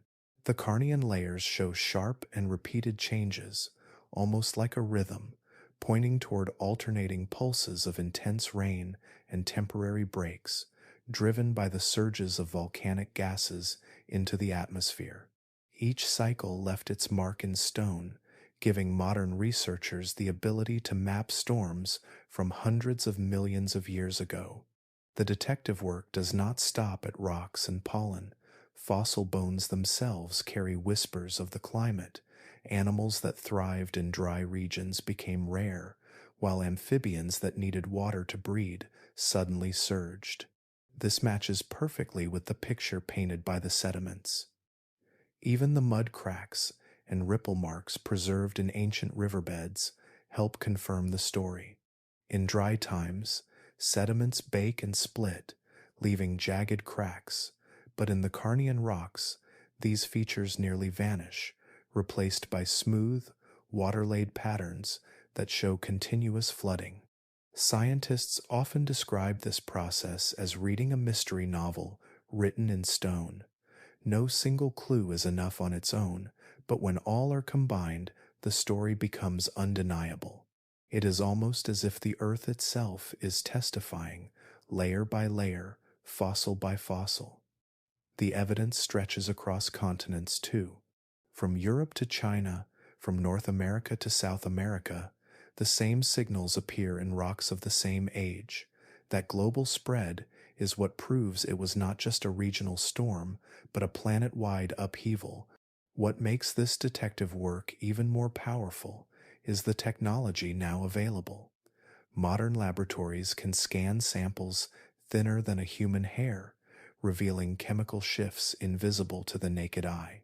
High-resolution imaging allows scientists to spot tiny spores that once floated in the air of Triassic forests. Computers can then reconstruct rainfall maps, showing which regions were drowned by monsoons and which were temporarily spared. In this way, the Carnian Pluvial Event is not just a theory, It is a detailed reconstruction grounded in countless fragments of evidence. When we think of scientists hunched over microscopes or splitting rocks in the field, it might seem far removed from lightning-filled skies and thunderous rainstorms. Yet their work connects us directly to that lost world. Every red layer of rock, every surge of fern spores, every isotopic signal is another voice from the deep past, whispering that the storm was real. And as this picture comes into focus, it prepares us for what the next part of the story will reveal, for Earth has never stopped keeping its secrets in stone. If you could close your eyes and step back into that time, the first thing you would notice is not the sight of endless storms, but the sound. Imagine never hearing silence again. Instead of calm winds or quiet nights, every single moment would be filled with the hammering of rain, drop after drop, striking leaves, splashing into mud, flooding rivers until they overflowed. The noise would have been relentless, a curtain of sound that never lifted. Thunder rolled across the skies almost daily, and each clap would have echoed through valleys, frightening animals and shaking the ground beneath their feet. Lightning struck with such frequency that the horizon must have looked like a battlefield, flashes illuminating the soaked forests in bursts of ghostly light. It was not just weather, it was a never-ending storm orchestra, a soundtrack that made the entire earth feel restless and alive. For the creatures that lived during this time, the noise alone must have been unbearable. Think of how modern animals react to a thunderstorm. Dogs hide, birds fall silent, cattle huddle together nervously. Now stretch that feeling, not for hours, not for days, but for years upon years with no relief. Every moment of existence carried the backdrop of fear. For amphibians in the swamps, the constant roar of water might have been a comfort at first, but even they would have felt the strain as rivers turned violent and marshes swallowed entire landscapes. Larger reptiles trying to dominate the floodplains would have had to hunt and defend territory, while thunder shook the skies above them, making every encounter more dangerous and unpredictable. Imagine being a smaller animal, one that relied on hearing for survival. The endless roar of storms would have drowned out all subtle sounds, leaving no way to hear the approach of predators or the calls of family. Silence, which today is a rare treasure, would have been a memory that did not exist in this world. Communication became harder, hunting became riskier, and even rest became nearly impossible. Sleep under such conditions would have been broken and shallow, with every clap of thunder jolting bodies awake. The stress would have built over generations, pressing down on every creature that tried to survive. It was not only the living things that seemed to be restless, the very planet itself appeared to be angry. Each storm brought not just rain but vibrations that shook the land. Rivers carved deeper valleys as torrents of water rushed through. Hills collapsed into mudslides, forests groaned under the weight of endless floods, and coastlines shifted as waves pounded them with fury. To walk through such a world would have felt like stepping across a living body, each storm a heartbeat, each flood a pulse of raw energy, reminding everything alive that nature was in control. This sense of a planet alive with turmoil is more than imagination. Geologists studying the rocks from this period find evidence of erosion on a massive scale, layers of sediment stacked in rapid succession, proof that water never stopped flowing. Each layer tells of violent rains that stripped soil from hillsides and carried it far away, reshaping entire regions in a short span of time. To the animals living there, these changes would have been immediate and terrifying. Habitats vanished almost overnight. What was once a dry nesting ground one week might become a rushing torrent the next. The psychological toll of this environment is difficult to measure, but easy to picture. Picture a herd of plant eaters huddling together, soaked and shivering, unable to graze because their feeding grounds were flooded. Predators lurking nearby would have been just as desperate, striking with more aggression because food was scarce. Every creature, large or small, would have been pushed closer to exhaustion, not just physically, but mentally. Stress can break even the strongest body, and in this drowned world, stress was as constant as the rain itself. There is something haunting about thinking of the earth as noisy, restless, and never at peace. Today we imagine nature's sounds as calming, the trickle of a stream, the chirp of birds at dawn, the breeze through the trees. But in this ancient age, the planet offered no calm and no peace. It was a voice that never stopped shouting, a sky that never stopped rumbling, a ground that never stopped shifting. This was the soundtrack of a planet in turmoil, and it echoed across millions of years. The creatures that endured it did not just adapt to their surroundings, they adapted to chaos itself, because the earth they called home seemed determined to remind them, day after day, that survival would never come easily. When the skies poured without pause and the land drowned under unrelenting storms, every living thing was placed in a trial it had not chosen. The rain did not merely soak the ground, it carved new rivers, washed away forests, and turned familiar landscapes into strange and treacherous swamps. For plants and animals, this was not a single season to endure. It was a lifetime, and then another and another, stretching on for millions of years. In that endless cascade of water, evolution itself was forced to quicken its pace. Survival no longer belonged to the strongest alone, but to the ones who could adjust, transform, and innovate. The creatures that had once thrived in calm climates were suddenly at a disadvantage. If you were a reptile that needed dry ground to warm your body, the ceaseless clouds denied you that gift. If you were a plant that relied on steady sunlight, your leaves strained in vain toward the dim glow of a drowned sky. Everything familiar was broken, and with each broken piece, only the adaptable endured. It was as if nature had placed the world into a pressure cooker, turning up the heat of survival until only the most flexible forms could withstand it. Small, agile animals had an advantage. They could dart between flooded patches, find hidden shelters, and exploit resources larger beasts ignored. Insects multiplied in staggering numbers, thriving in the damp. Frogs and amphibians, with their ability to live between water and land, found a momentary kingdom of opportunity. But even they were not safe, for the rain brought predators closer, drove habitats into collapse, and forced constant competition. To endure, they had to evolve sharper senses, quicker reflexes, stronger defenses. Predators, too, felt the lash of change. A hunter that once stalked dry plains now found those same hunting grounds submerged underwater. To chase prey, it had to learn to swim or to wait in ambush along swampy riverbanks. Muscles grew stronger, teeth adapted to tear new kinds of flesh, eyes sharpened to spot movement through shadows and rain. Evolution did not play favorites. It demanded sacrifice, experiment, and constant reshaping. Those that could not keep pace disappeared into the fossil record, while those that adapted carved a path forward for entirely new branches of life. Plants faced their own relentless trials.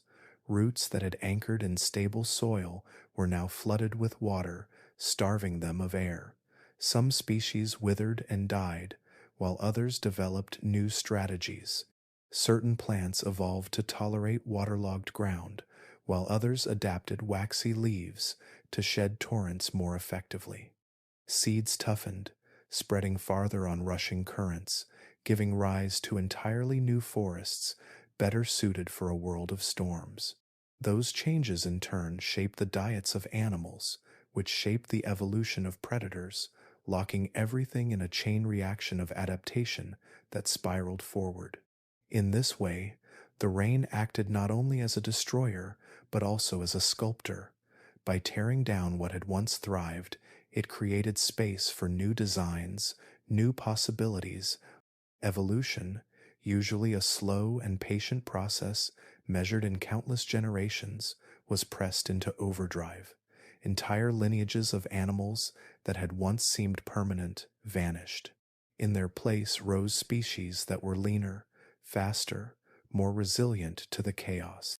The future rulers of the earth, including the ancestors of the dinosaurs, found their foothold here, forged in the crucible of relentless storms. To imagine this world is to imagine not only physical struggle, but also the unseen toll on instinct and behavior. Every living thing carried the weight of uncertainty. A mother guarding her young had to learn to do so in waterlogged burrows. A hunter had to adjust its patience, striking not in dry grass, but in flooded marsh. Even the way creatures communicated may have shifted, with calls and cries adapting to cut through the endless roar of rainfall. The rain did not only mold bodies, it rewired habits, instincts, and strategies for life itself. The slow march of evolution is often described as a quiet drift, but during the age of storms, it was a storm itself, fierce, immediate, and unforgiving. Each generation was tested, and each generation that passed left behind a world slightly different, slightly harsher, slightly more demanding. Those who lived were not the same as those who had come before. Step by step, change accumulated, and the Earth's living fabric was rewoven into patterns that had never existed before. And so, from the endless rains, from the thunder that seemed eternal, rose the foundation for a new world of life. Creatures did not simply survive. They transformed, they hardened, they grew cunning, they pushed the limits of what their bodies and minds could endure.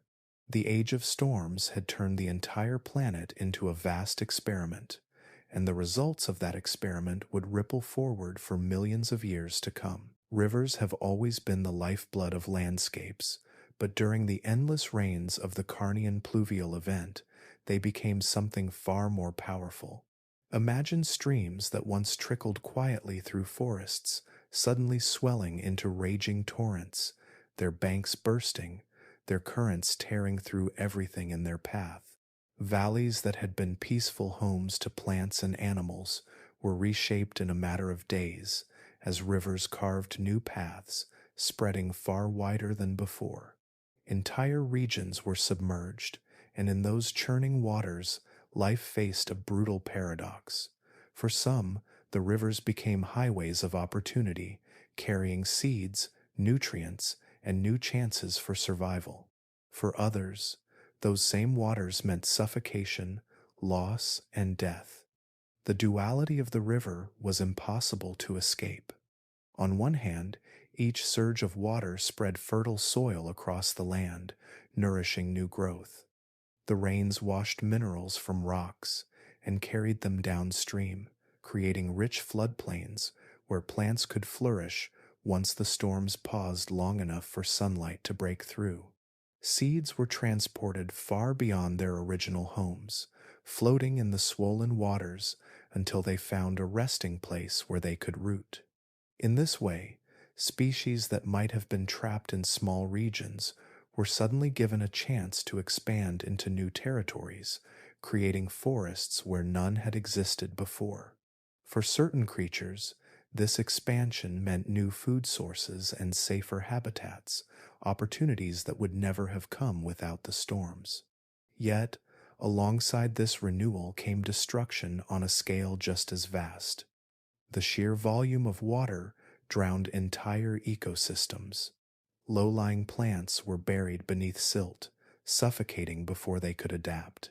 Animals caught near riverbanks were swept away in violent currents, their bodies carried downstream like fragile leaves. Small burrows collapsed, nests were destroyed, and young animals stood little chance of surviving the sudden floods. Predators that relied on hunting within stable territories saw their hunting grounds vanish beneath water, forcing them into desperate migrations. Entire populations were lost in hours, not from the sharp claws of predators or the shifting of climates over centuries, but from the unstoppable surge of rivers turned into raging seas. The rivers also became corridors of danger. Larger reptiles and amphibians used the swollen channels to move great distances, carrying threats into new regions. Creatures that had once lived in isolation suddenly found themselves face to face with competitors they had never known. In this way, the rivers not only spread life, but also spread conflict. Every new forest that sprouted along their banks was contested ground, filled with both opportunity and danger. The psychological impact on living creatures is something we can only imagine, yet fossils and sediments tell us enough to paint the picture. Herds of plant-eating animals would have been forced to risk crossings, knowing that the waters ahead might sweep away the weakest. Predators lurking at the edges knew that desperate animals made easy prey, and so river crossings became scenes of fear and struggle. For smaller creatures, even the act of climbing to higher ground became a matter of life or death as they scrambled to avoid drowning in burrows filling with water. At the same time, rivers shaped the path of evolution by creating barriers and bridges. Where currents grew too strong, populations became divided, cut off from one another for generations. These isolated groups followed different evolutionary paths, their bodies and behaviors changing as they adapted to their separate environments. In other regions, rivers connected once distant habitats, allowing mixing between species that had never before encountered each other. The constant rising and falling of waters became a relentless shuffle of the evolutionary deck, rearranging life in ways no slow climate shift could have managed. Even as destruction continued, the rivers were laying the foundation for future worlds. The layers of silt and clay they deposited became the rich soils that would nurture the great forests of the following ages. The channels they carved became permanent fixtures of the land, setting the routes for future ecosystems. In this sense, the rivers were not simply destroyers, nor were they only creators. They were both, a reminder that nature does not separate kindness from cruelty, but mixes them in the same flow. As the storms continued and the rivers swelled again and again, creatures had no choice but to live with this paradox. Every crossing was a gamble, every flood a test, every quiet moment by the banks a fleeting gift before the waters rose again. And as the rivers carried life and death downstream, they whispered of the larger forces still reshaping the world, forces deeper and more powerful than any animal could comprehend. If you want to know the truth about an ancient world, you do not look to the sky or the forests or the seas, because those things change and vanish. You look down, you look into the rocks. Stone remembers what life forgets. Layer upon layer, the earth holds a diary written in minerals, in colors, in the faintest textures pressed into its surface. To the untrained eye, it looks like nothing more than stripes of brown or red or gray, but to a geologist, it is a story stretching across millions of years. Sedimentary rocks are built like the pages of a book. Each layer marks a time when rivers slowed, or when oceans dropped their silt, or when storms dumped their load of mud across the land. Over time, pressure turned these loose sediments into stone. The Carnian Pluvial Event, that time when rains rewrote the face of the world, left its fingerprint in these very layers. You can see it in the alternating stripes that reveal wet periods and drier intervals. Thicker, darker bands mark the times when rain came endlessly, when floods washed entire landscapes away. Lighter, thinner stripes belong to short-lived breaks in the storm, when Earth seemed to catch its breath before the skies opened again. To stand before one of these cliffs and run your hand across the stone is to feel time itself. Each stripe might represent thousands upon thousands of years. Together, they stretch into a sequence that reveals a rainfall pattern far beyond anything human eyes have seen. And what makes this so powerful is that these bands can be matched across continents. A cliff in Europe shows the same rhythm as a canyon wall in South America, as if the entire world were caught in one vast pulse of water. But the clues are not only in the thickness of layers, they are also hidden in the chemistry of the stone.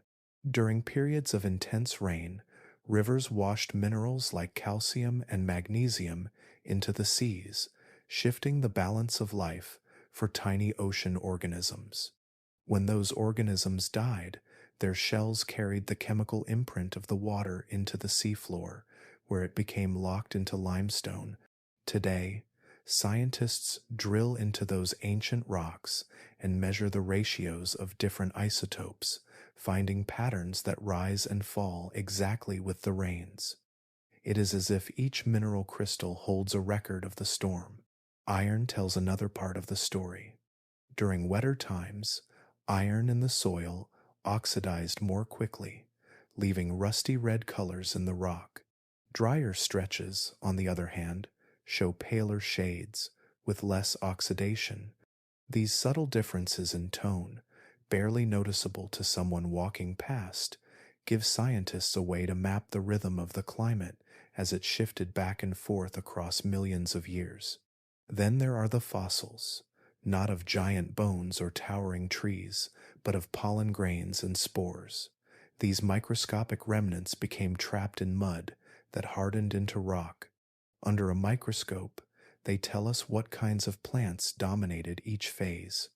During the wettest stretches, spores from ferns explode in number, proof of forests thriving in the constant rain. When the climate swung briefly toward dryness, pollen from seed plants rises instead, showing how vegetation shifted with the weather. Every tiny fossil adds another thread to the tapestry. Put together, the layers, the minerals, and the microfossils form a timeline that runs like a pulse through the rock record. It is a pulse that lasts nearly 2 million years, etched permanently into the crust of the earth.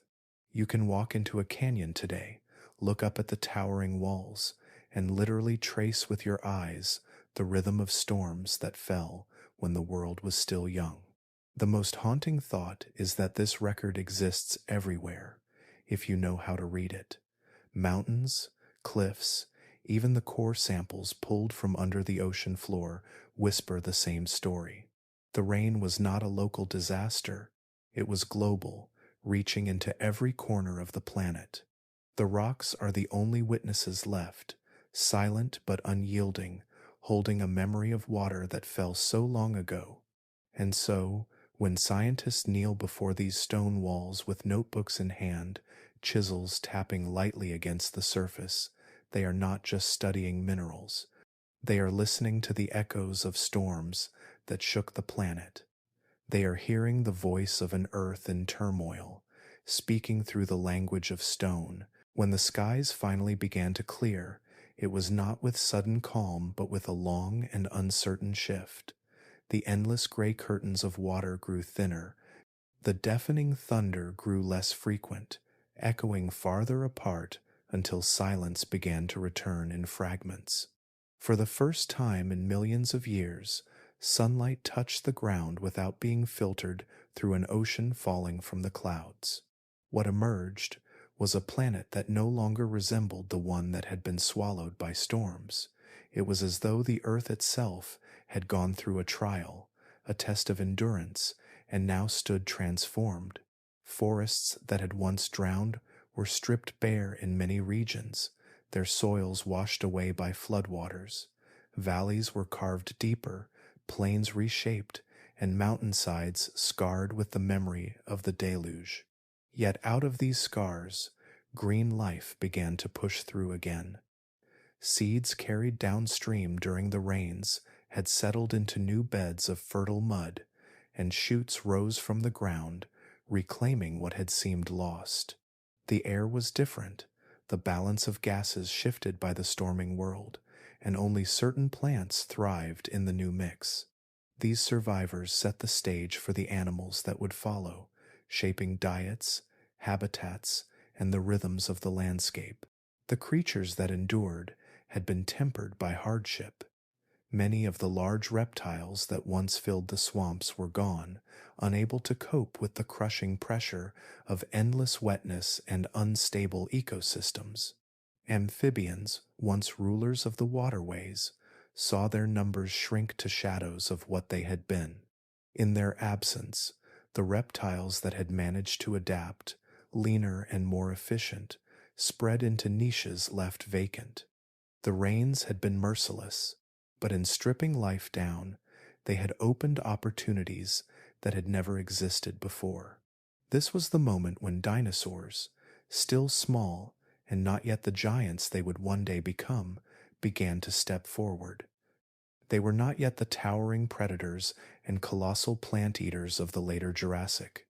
At this stage, they were agile creatures, quick on their feet, conserving energy, able to survive in a world still unstable but slowly calming.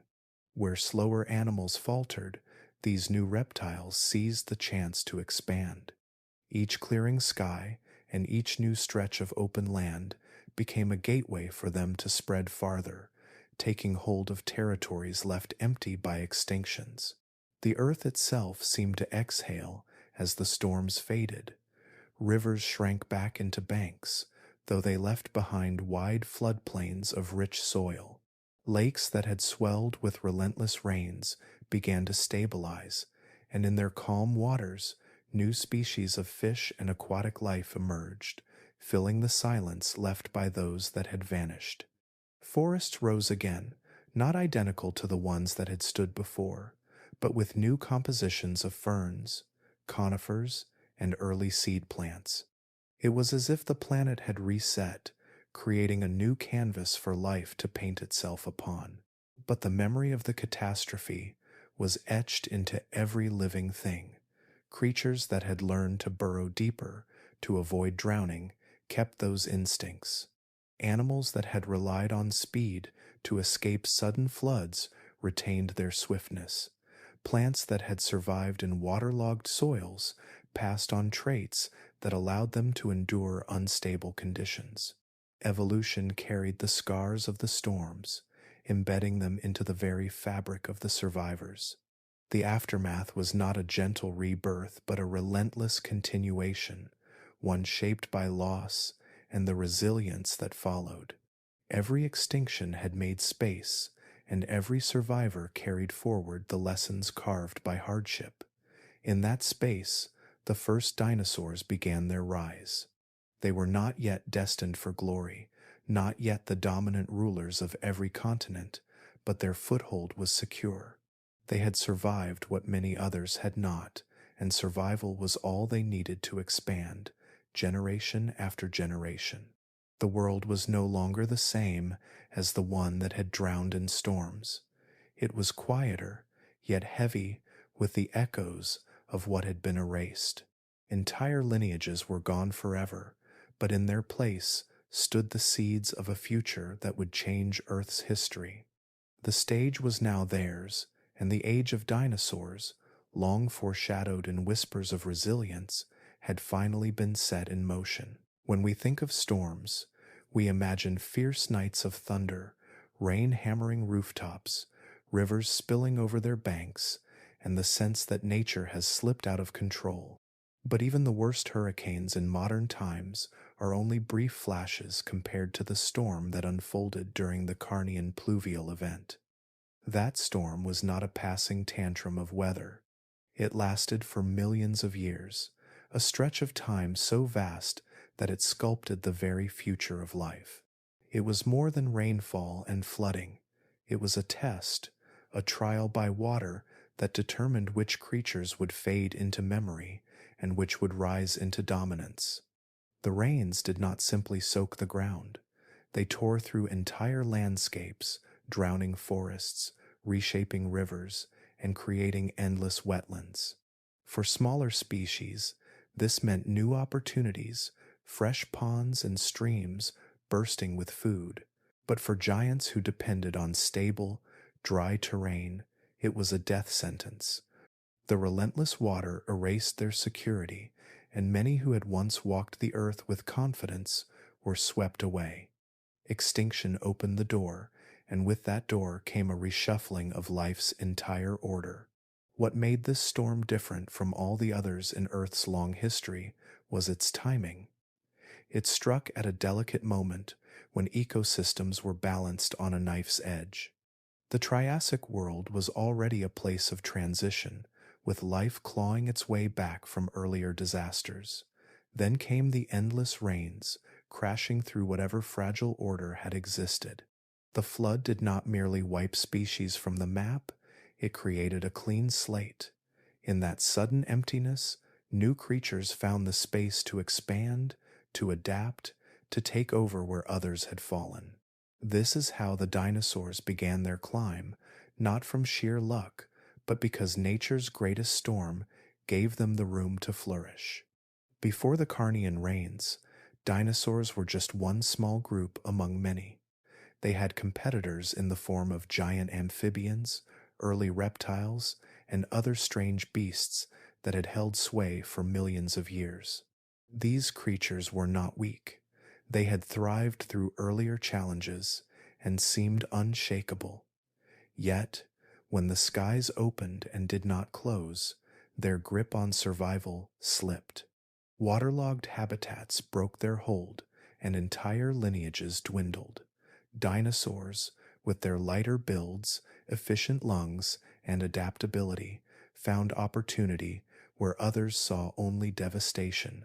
What began as a fight to endure became the first steps toward dominance. If the rains had never come, history might have looked unrecognizable. Those other groups could have continued their reign, leaving dinosaurs as little more than a footnote in the story of life. Without dinosaurs ruling for over 160 million years, mammals may never have had the chance to hide in their shadow, waiting patiently for their own turn. And if mammals had never inherited the earth after the dinosaurs' fall, humanity itself might never have appeared. We owe our existence not only to chance meteors or evolutionary quirks, but to storms that raged before there was a human eye to see them. Scientists reading the rocks today see this moment as one of the greatest pivot points in natural history. Sediments tell the story of shifting climates, of rains falling year after year until the earth itself was forced into a new balance. Mineral lines show the chemical fingerprints of change, each layer whispering of destruction and rebirth. These are not the scars of ordinary storms. They are the marks of a world rewritten by water. The Carnian Pluvial Event mattered because it was not just a storm, it was the hand that pushed evolution in a new direction.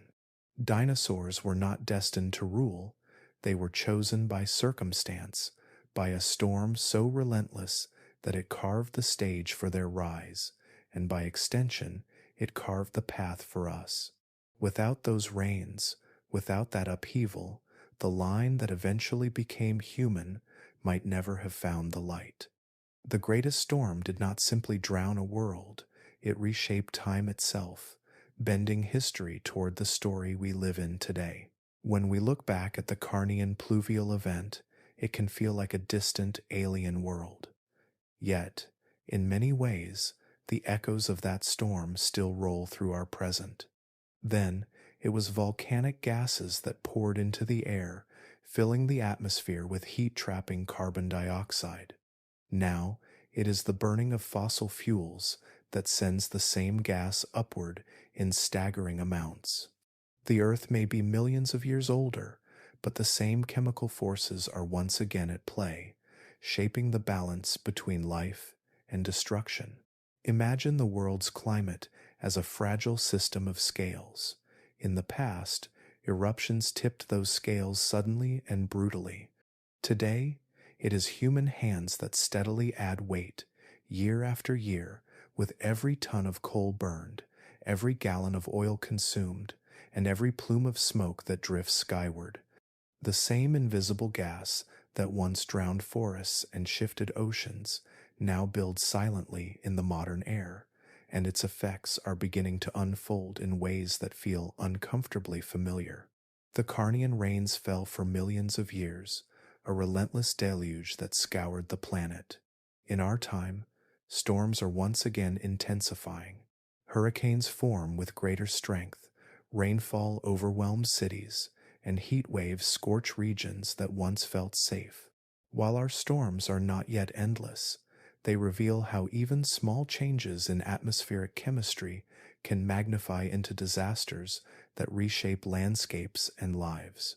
It is not difficult to imagine how a tipping point could one day lock the planet into a cycle of weather far harsher than anything modern civilization has endured. One of the striking lessons from that ancient storm is how quickly nature can shift from balance to chaos. For millions of years before the Carnian rains, ecosystems flourished under stable climates. Then, within the blink of geological time, skies darkened, waters rose, and whole branches of life collapsed. What followed was transformation, but the road to it was paved with extinctions. In today's world, we are witnessing similar instability. Coral reefs bleach in a single summer of overheated waters. Ice sheets melt faster than models once predicted. Species vanish as their habitats change in decades rather than centuries. The speed is dizzying, and it echoes the suddenness of that ancient shift. Scientists now ask a haunting question. Could another pluvial event happen again? This time with humans as both witnesses and catalysts. The conditions are eerily aligned. Rising carbon dioxide, shifts in ocean circulation, warming seas that hold more moisture, and expanding storm systems are all features of a planet under atmospheric stress.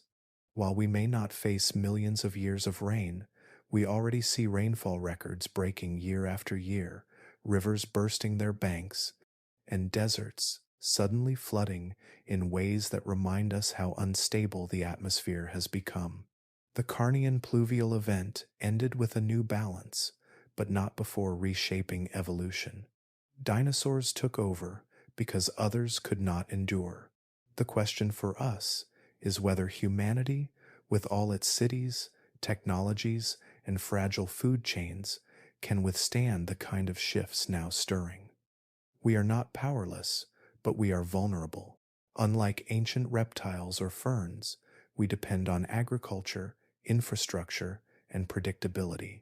When floods wash away crops, when storms tear through coastlines, when droughts linger for years, it is not only ecosystems that suffer.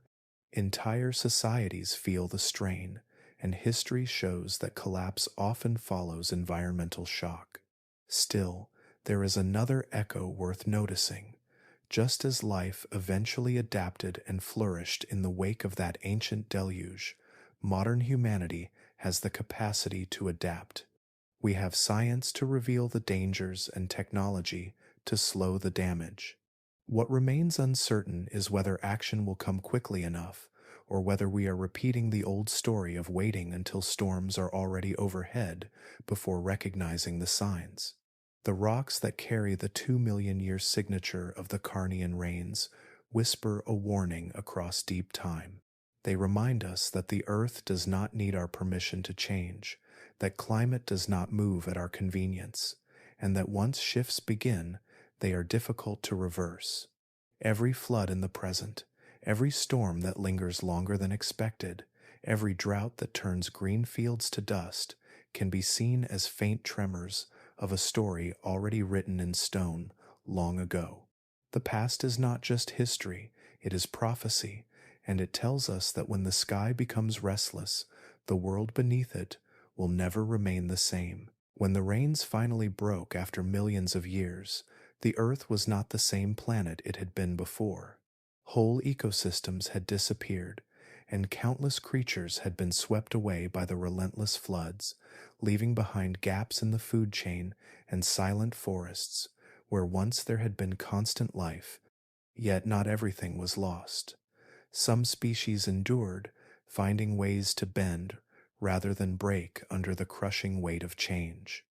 Their story offers one of the most powerful lessons in survival. Adaptability is the thread that ties life together through chaos. Think of the small reptiles that scurried through soaked undergrowth, too insignificant to draw attention from larger predators.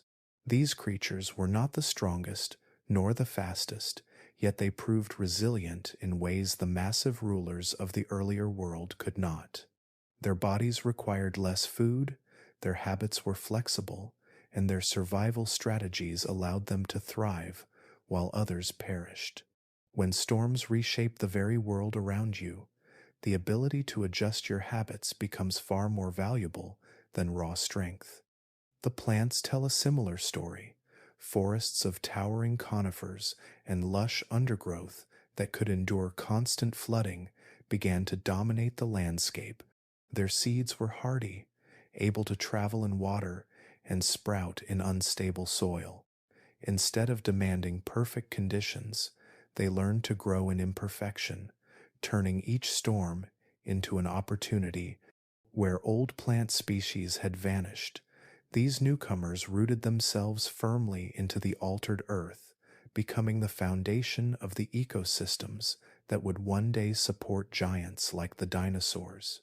This lesson is repeated across all of life. Fish that adapted to murky, oxygen-poor waters survived, while others suffocated.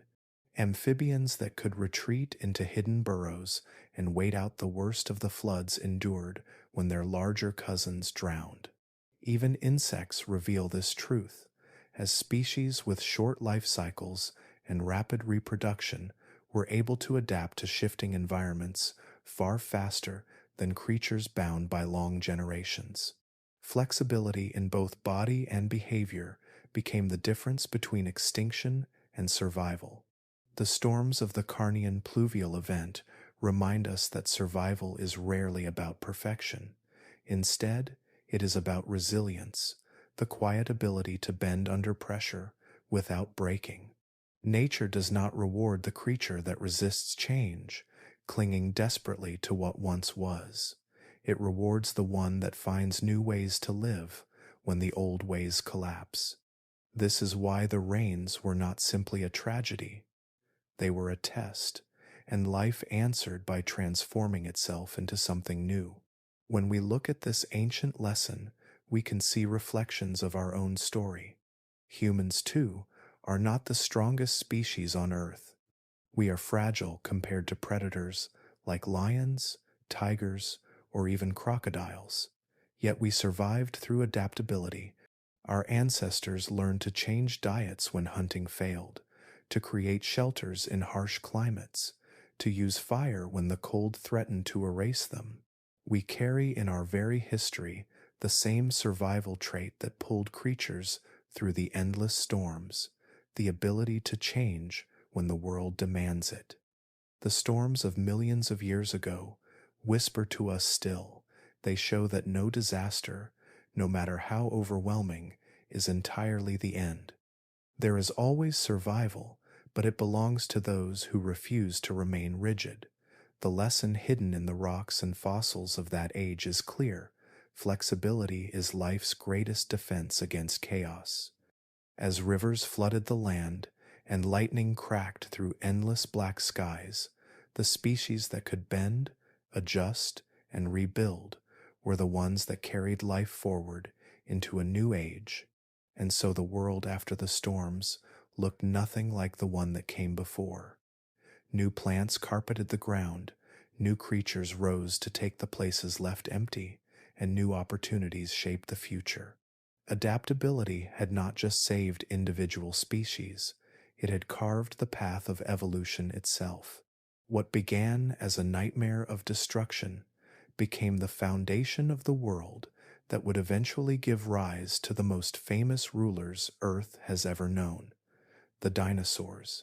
Even in the middle of catastrophe, the Earth painted scenes of breathtaking beauty. Imagine endless stretches of green spreading across the land, young forests rising where once there had been barren floodplains. The rains that drowned valleys and carved out new rivers also coaxed plants to grow in astonishing abundance. Towering conifers stood like sentinels, their needles catching sheets of rain, while ferns and mosses spread in thick carpets across the soggy ground. To walk through such a place would have been to enter a world alive with both terror and wonder, where every gust of wind carried the scent of wet earth and every shadow hinted at hidden life. Above those forests, massive storms brewed with a power that defied comprehension.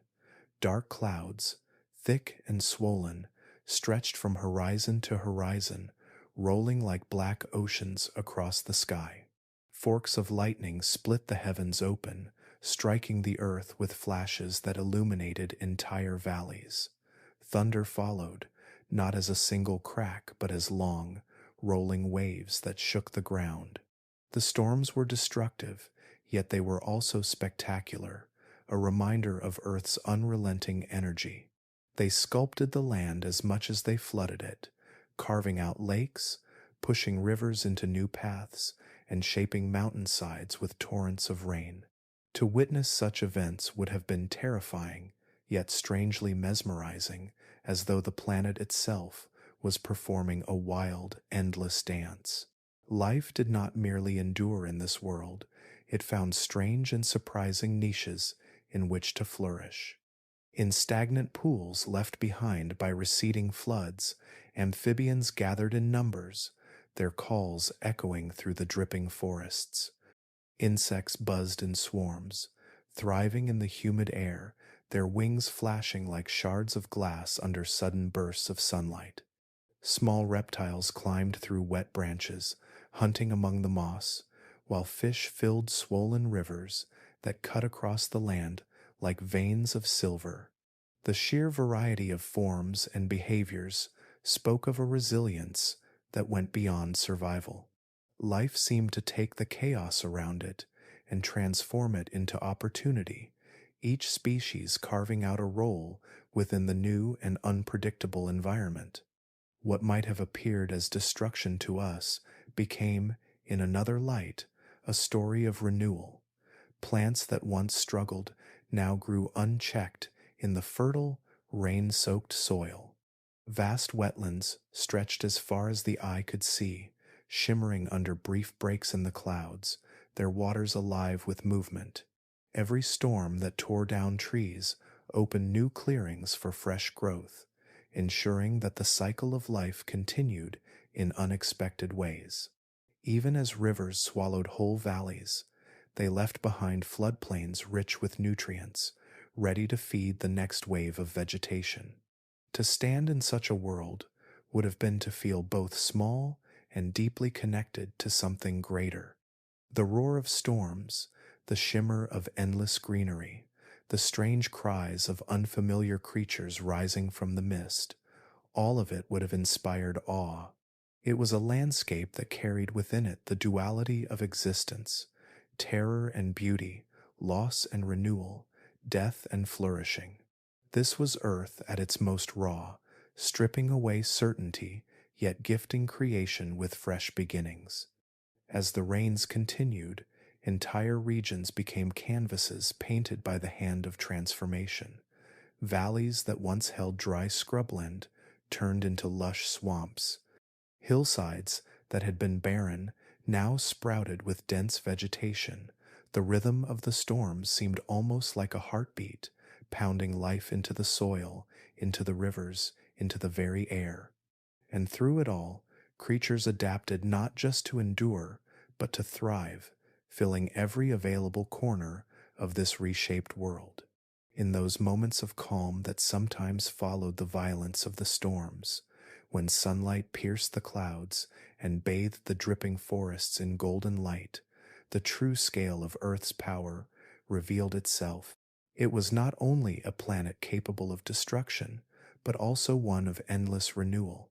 The beauty amid the nightmare was not separate from the chaos, it was born directly from it, woven into every drop of rain, every bolt of lightning, and every leaf that unfurled in the soaking air. There is something haunting about knowing that most of the life forms that once walked, crawled, or swam on this planet are gone forever. The storms of the Carnian Pluvial Event did not just flood forests and reshape rivers, they erased entire worlds. Imagine walking into a landscape after the rains had finally slowed, only to find silence where vibrant ecosystems once thrived. Whole species that had adapted for millions of years to their environment suddenly had no place to exist.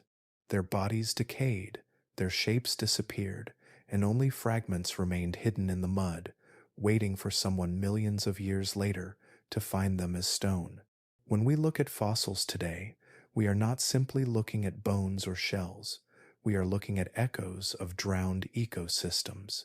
Each fossil is a whisper from a vanished world, telling us about creatures that thrived in a climate that no longer exists.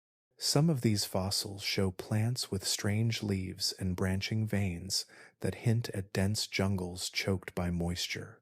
Others reveal reptiles that could not survive the sudden shift to a wetter, harsher world. Even tiny creatures like insects left their imprints, wings pressed into stone like pressed flowers from an ancient book. They remind us that these storms did not just shape the grand story of dinosaurs rising, they also swept away countless smaller dramas that will never be known in full. Paleontologists often describe the fossil record as a broken diary. Whole chapters are missing, written in water and erased by time. During the Carnian Pluvial Event, rising seas and relentless rainfall buried many habitats in mud and silt. In that burial, some creatures were preserved, but many were lost completely. For every fossil found, there are thousands of species that never left a trace we can recover. It means that our picture of that drowned world is like trying to reconstruct a symphony when only a handful of notes remain. The vanished creatures invite imagination as much as science. What did it sound like in those rain-soaked forests when amphibians the size of crocodiles bellowed in flooded swamps? What colors shimmered on the scales of reptiles that no human eyes will ever see? Did certain insects glow in the endless twilight beneath storm-darkened skies? We can only guess, because so much of that living tapestry was washed away, leaving behind mysteries that might never be solved. Sometimes, what is most moving is not what we know, but what we will never know. The fossil record shows us creatures that clearly existed, but hints at countless others hiding in the gaps.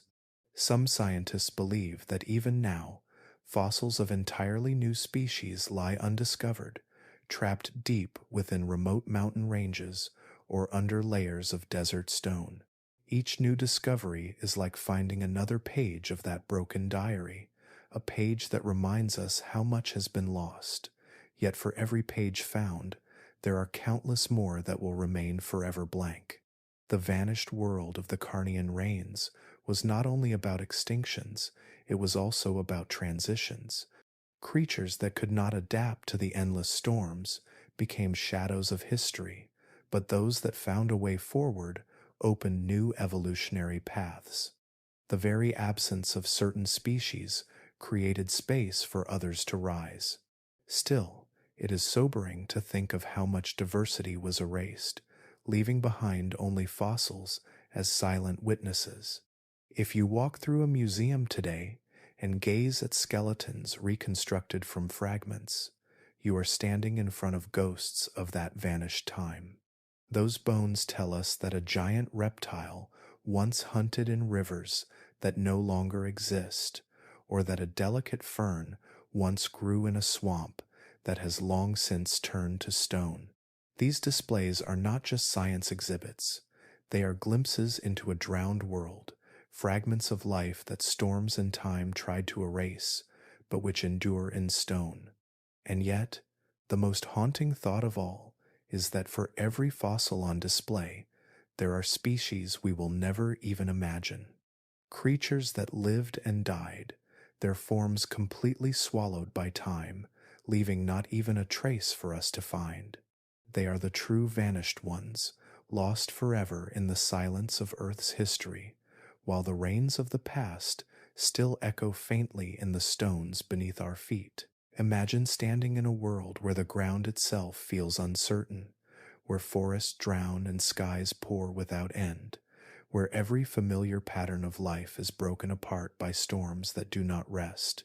In this chaos, some species disappeared forever, swept aside by the sheer weight of change, while others clung to existence in fragile pockets of survival. And in this turmoil, something remarkable happened.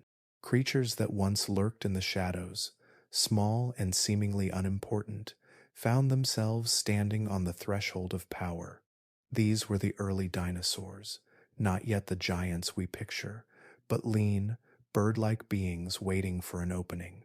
The endless storms that devastated so much of life gave them exactly that. The great amphibians that once dominated wetlands struggled as their homes turned into unpredictable floodplains. Many reptiles that had thrived in drier conditions faltered when the world became waterlogged and unstable. Herbivores that had fed on steady supplies of vegetation now faced landscapes that changed too quickly, sometimes lush with new growth, sometimes stripped bare by floods and landslides. In this revolving door of survival, the advantage shifted toward creatures that could adapt quickly, move fast, and seize new opportunities. Early dinosaurs, with their lightweight frames, strong legs, and efficient lungs, were built for resilience. They were not the rulers of their time yet, but the stage was being set for them to rise.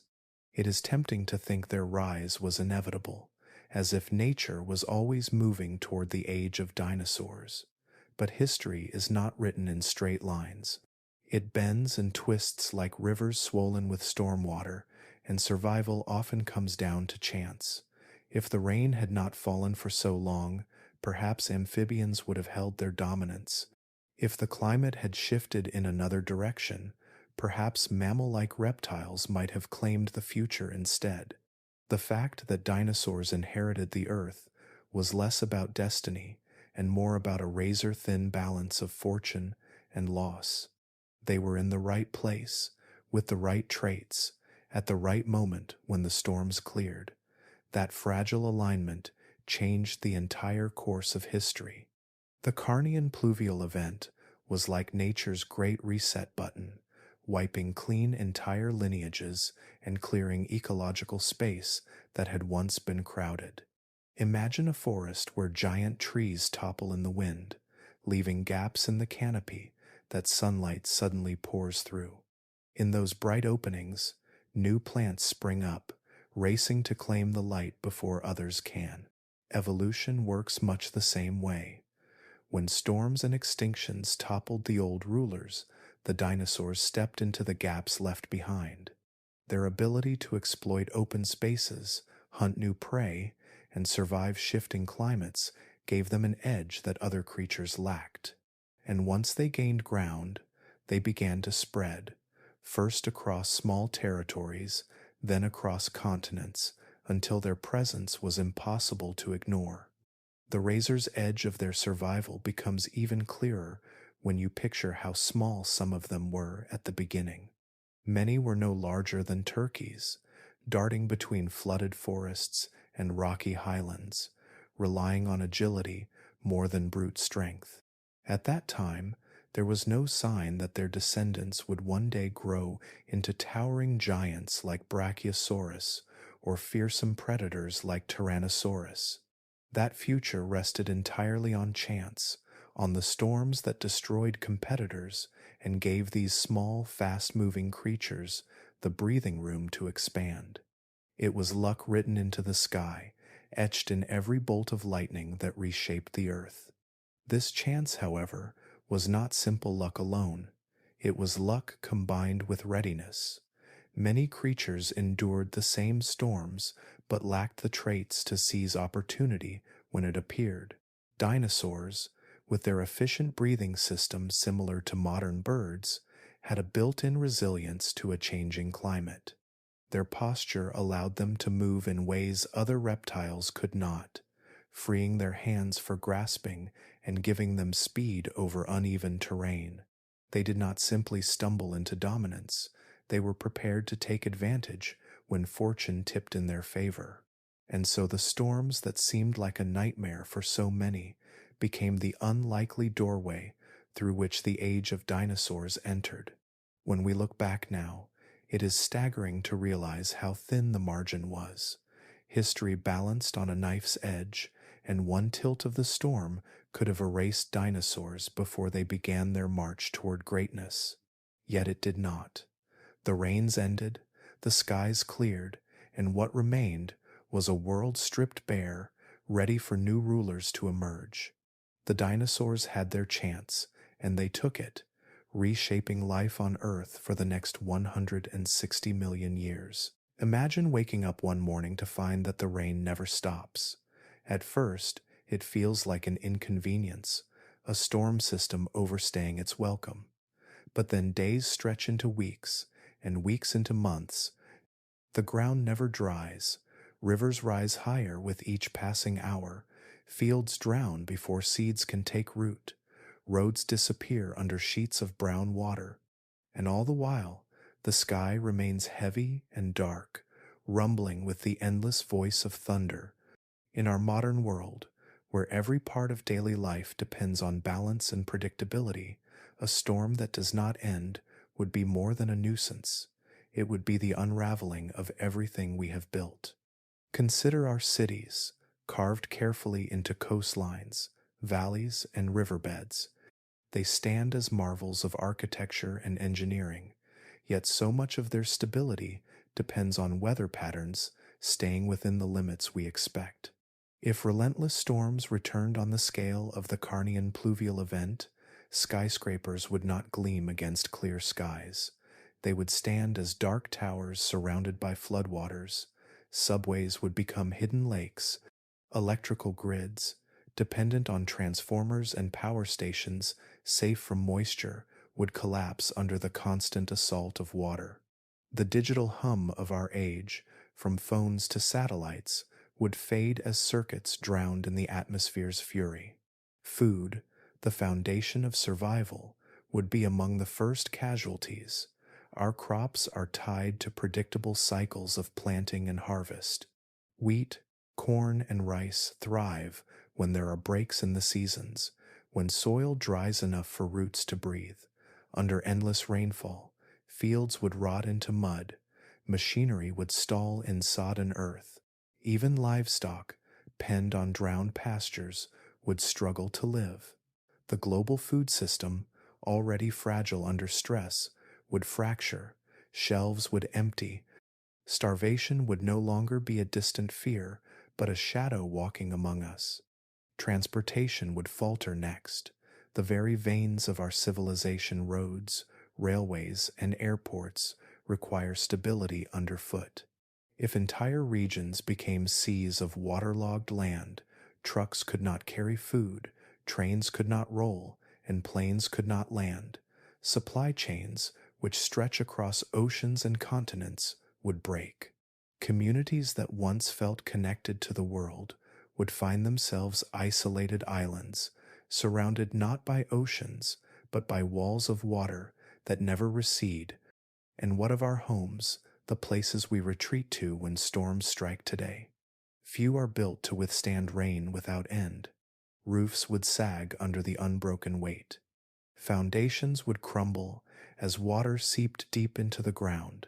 Families would watch as belongings floated away, as neighborhoods became lakes, as the concept of safety dissolved. In many parts of the world, migration would be the only choice.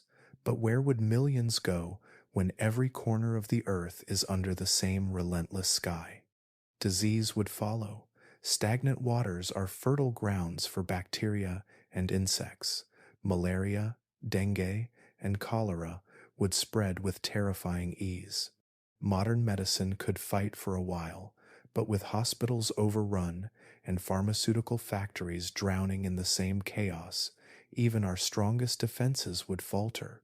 Humanity would be reminded of a truth we often forget. Our mastery over nature is conditional, and it lasts only while nature allows.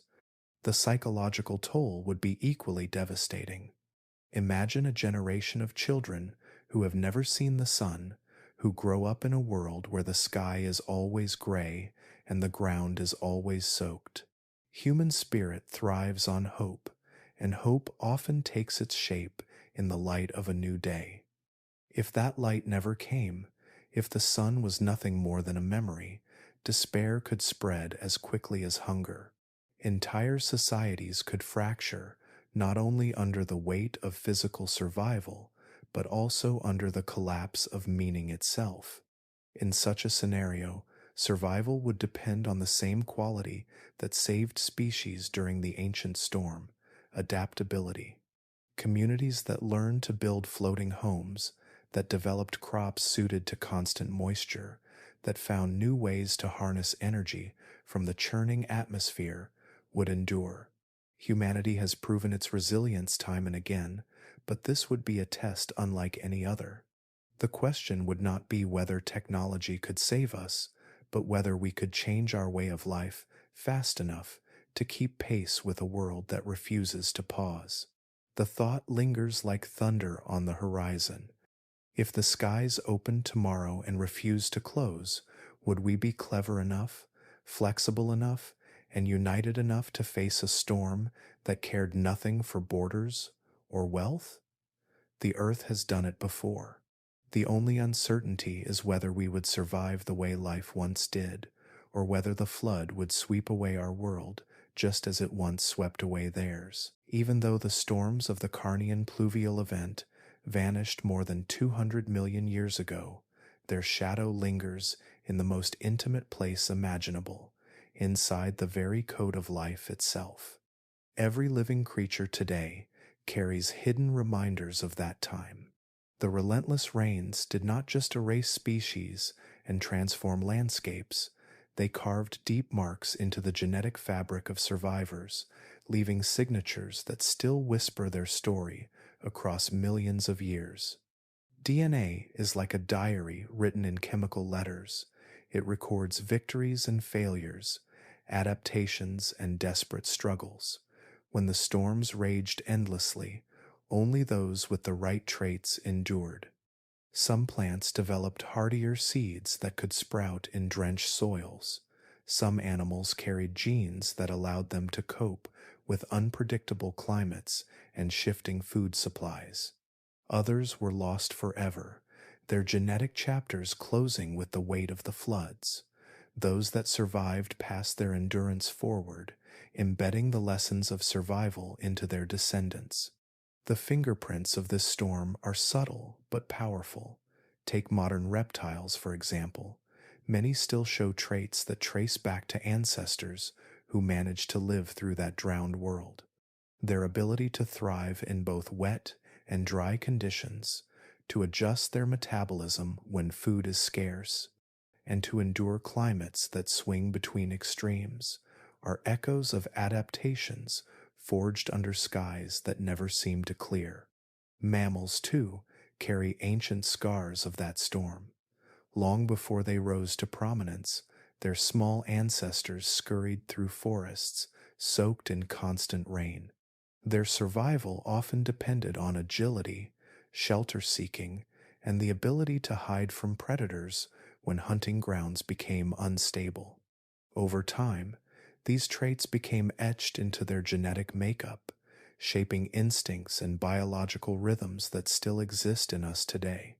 Even our sleep cycles, tuned to day and night but adaptable in crisis, may have roots in those ancient adaptations where survival meant adjusting to disrupted patterns of light and dark beneath a stormy sky. The power of DNA lies not only in what it preserves, but also in what it reveals about paths never taken. By comparing the genomes of modern species, scientists can sometimes detect faint echoes of genes that belong to lineages long vanished. These genetic ghosts hint at creatures that once roamed lush forests or swam in swollen rivers, but did not make it through the storm's endless years. Though their bodies turn to dust, fragments of their legacy linger faintly in the code of distant relatives. It is as if the storm wrote its story into every survivor, each generation carrying the faint watermark of an ancient flood. What makes this even more haunting is that humans are part of this genetic story as well. We often imagine ourselves far removed from the deep past, but the truth is that the chain of life connects us directly to those fragile creatures that weathered the rains. Without their resilience, our own branch of the tree of life would never have grown. Somewhere deep in our DNA are patterns shaped by ancestors who endured relentless storms, creatures whose ability to adapt gave rise, eventually, to us. Every heartbeat, every breath, is linked to survival decisions made in a world where thunder never seemed to fade. The idea that a storm could rewrite evolution might sound poetic, but it is scientific reality. Natural selection acts like a sculptor, chipping away at weaknesses and rewarding traits that endure. Over 2 million years of unbroken reign, this sculptor worked at a furious pace, sculpting forms of life that were leaner, hardier, and more versatile. That shaping force remains visible, not in stone monuments, but in the living bodies that move across Earth today. It is staggering to realize that a raindrop falling millions of years ago could change the destiny of entire lineages. Some drowned beneath its weight, others transformed because of it. That chain of cause and effect continues unbroken into the present, carried inside the spirals of DNA. It is the ultimate time capsule, one that does not sit buried in the ground but lives within us, inside every cell, breathing the memory of storms long gone yet never fully forgotten. And as we marvel at this hidden record, the story flows onward into what those storms prepared the world for next, a stage cleared and reshaped where entirely new rulers would rise. Imagine standing in a world where the sun never breaks through the clouds, not for a day, not for a year, but for millions of years. The sky is never blue, the ground is never dry, and the air itself feels heavy with unending rain. Whole generations would live and die without ever knowing what sunlight looks like. The warmth of the sun on your skin, the sight of shadows on the earth, even the beauty of a sunrise would be nothing more than myth. That is the kind of storm that reshaped our planet, a storm that lasted longer than all of human history combined. It is hard to even imagine the weight of such a world. Rivers would swell until they became oceans, mountains would dissolve into mud, and forests would be stripped down to bare trunks, gasping for breath. Entire species would vanish quietly into that endless rainfall, their bones buried deep beneath layers of waterlogged earth. Yet at the same time, out of that very storm, new life found a way forward. Creatures that could endure the damp, the cold, the darkness would carve out their place in history. In every drop of rain, evolution was writing a new story, shaping survivors who would carry the memory of the storm inside their bodies. The truth is both haunting and beautiful. Storms have always been destroyers, but they are also creators. Every flood, every disaster, every catastrophe leaves behind a scar that becomes the foundation for something new. The 2 million years of rain erased worlds we will never see, but without that storm, the rise of the dinosaurs, and ultimately even our own story, may never have happened. Life is fragile, yet it is also relentless, and it uses even the darkest moments to create something unexpected. Now imagine if humanity had been alive in such a time.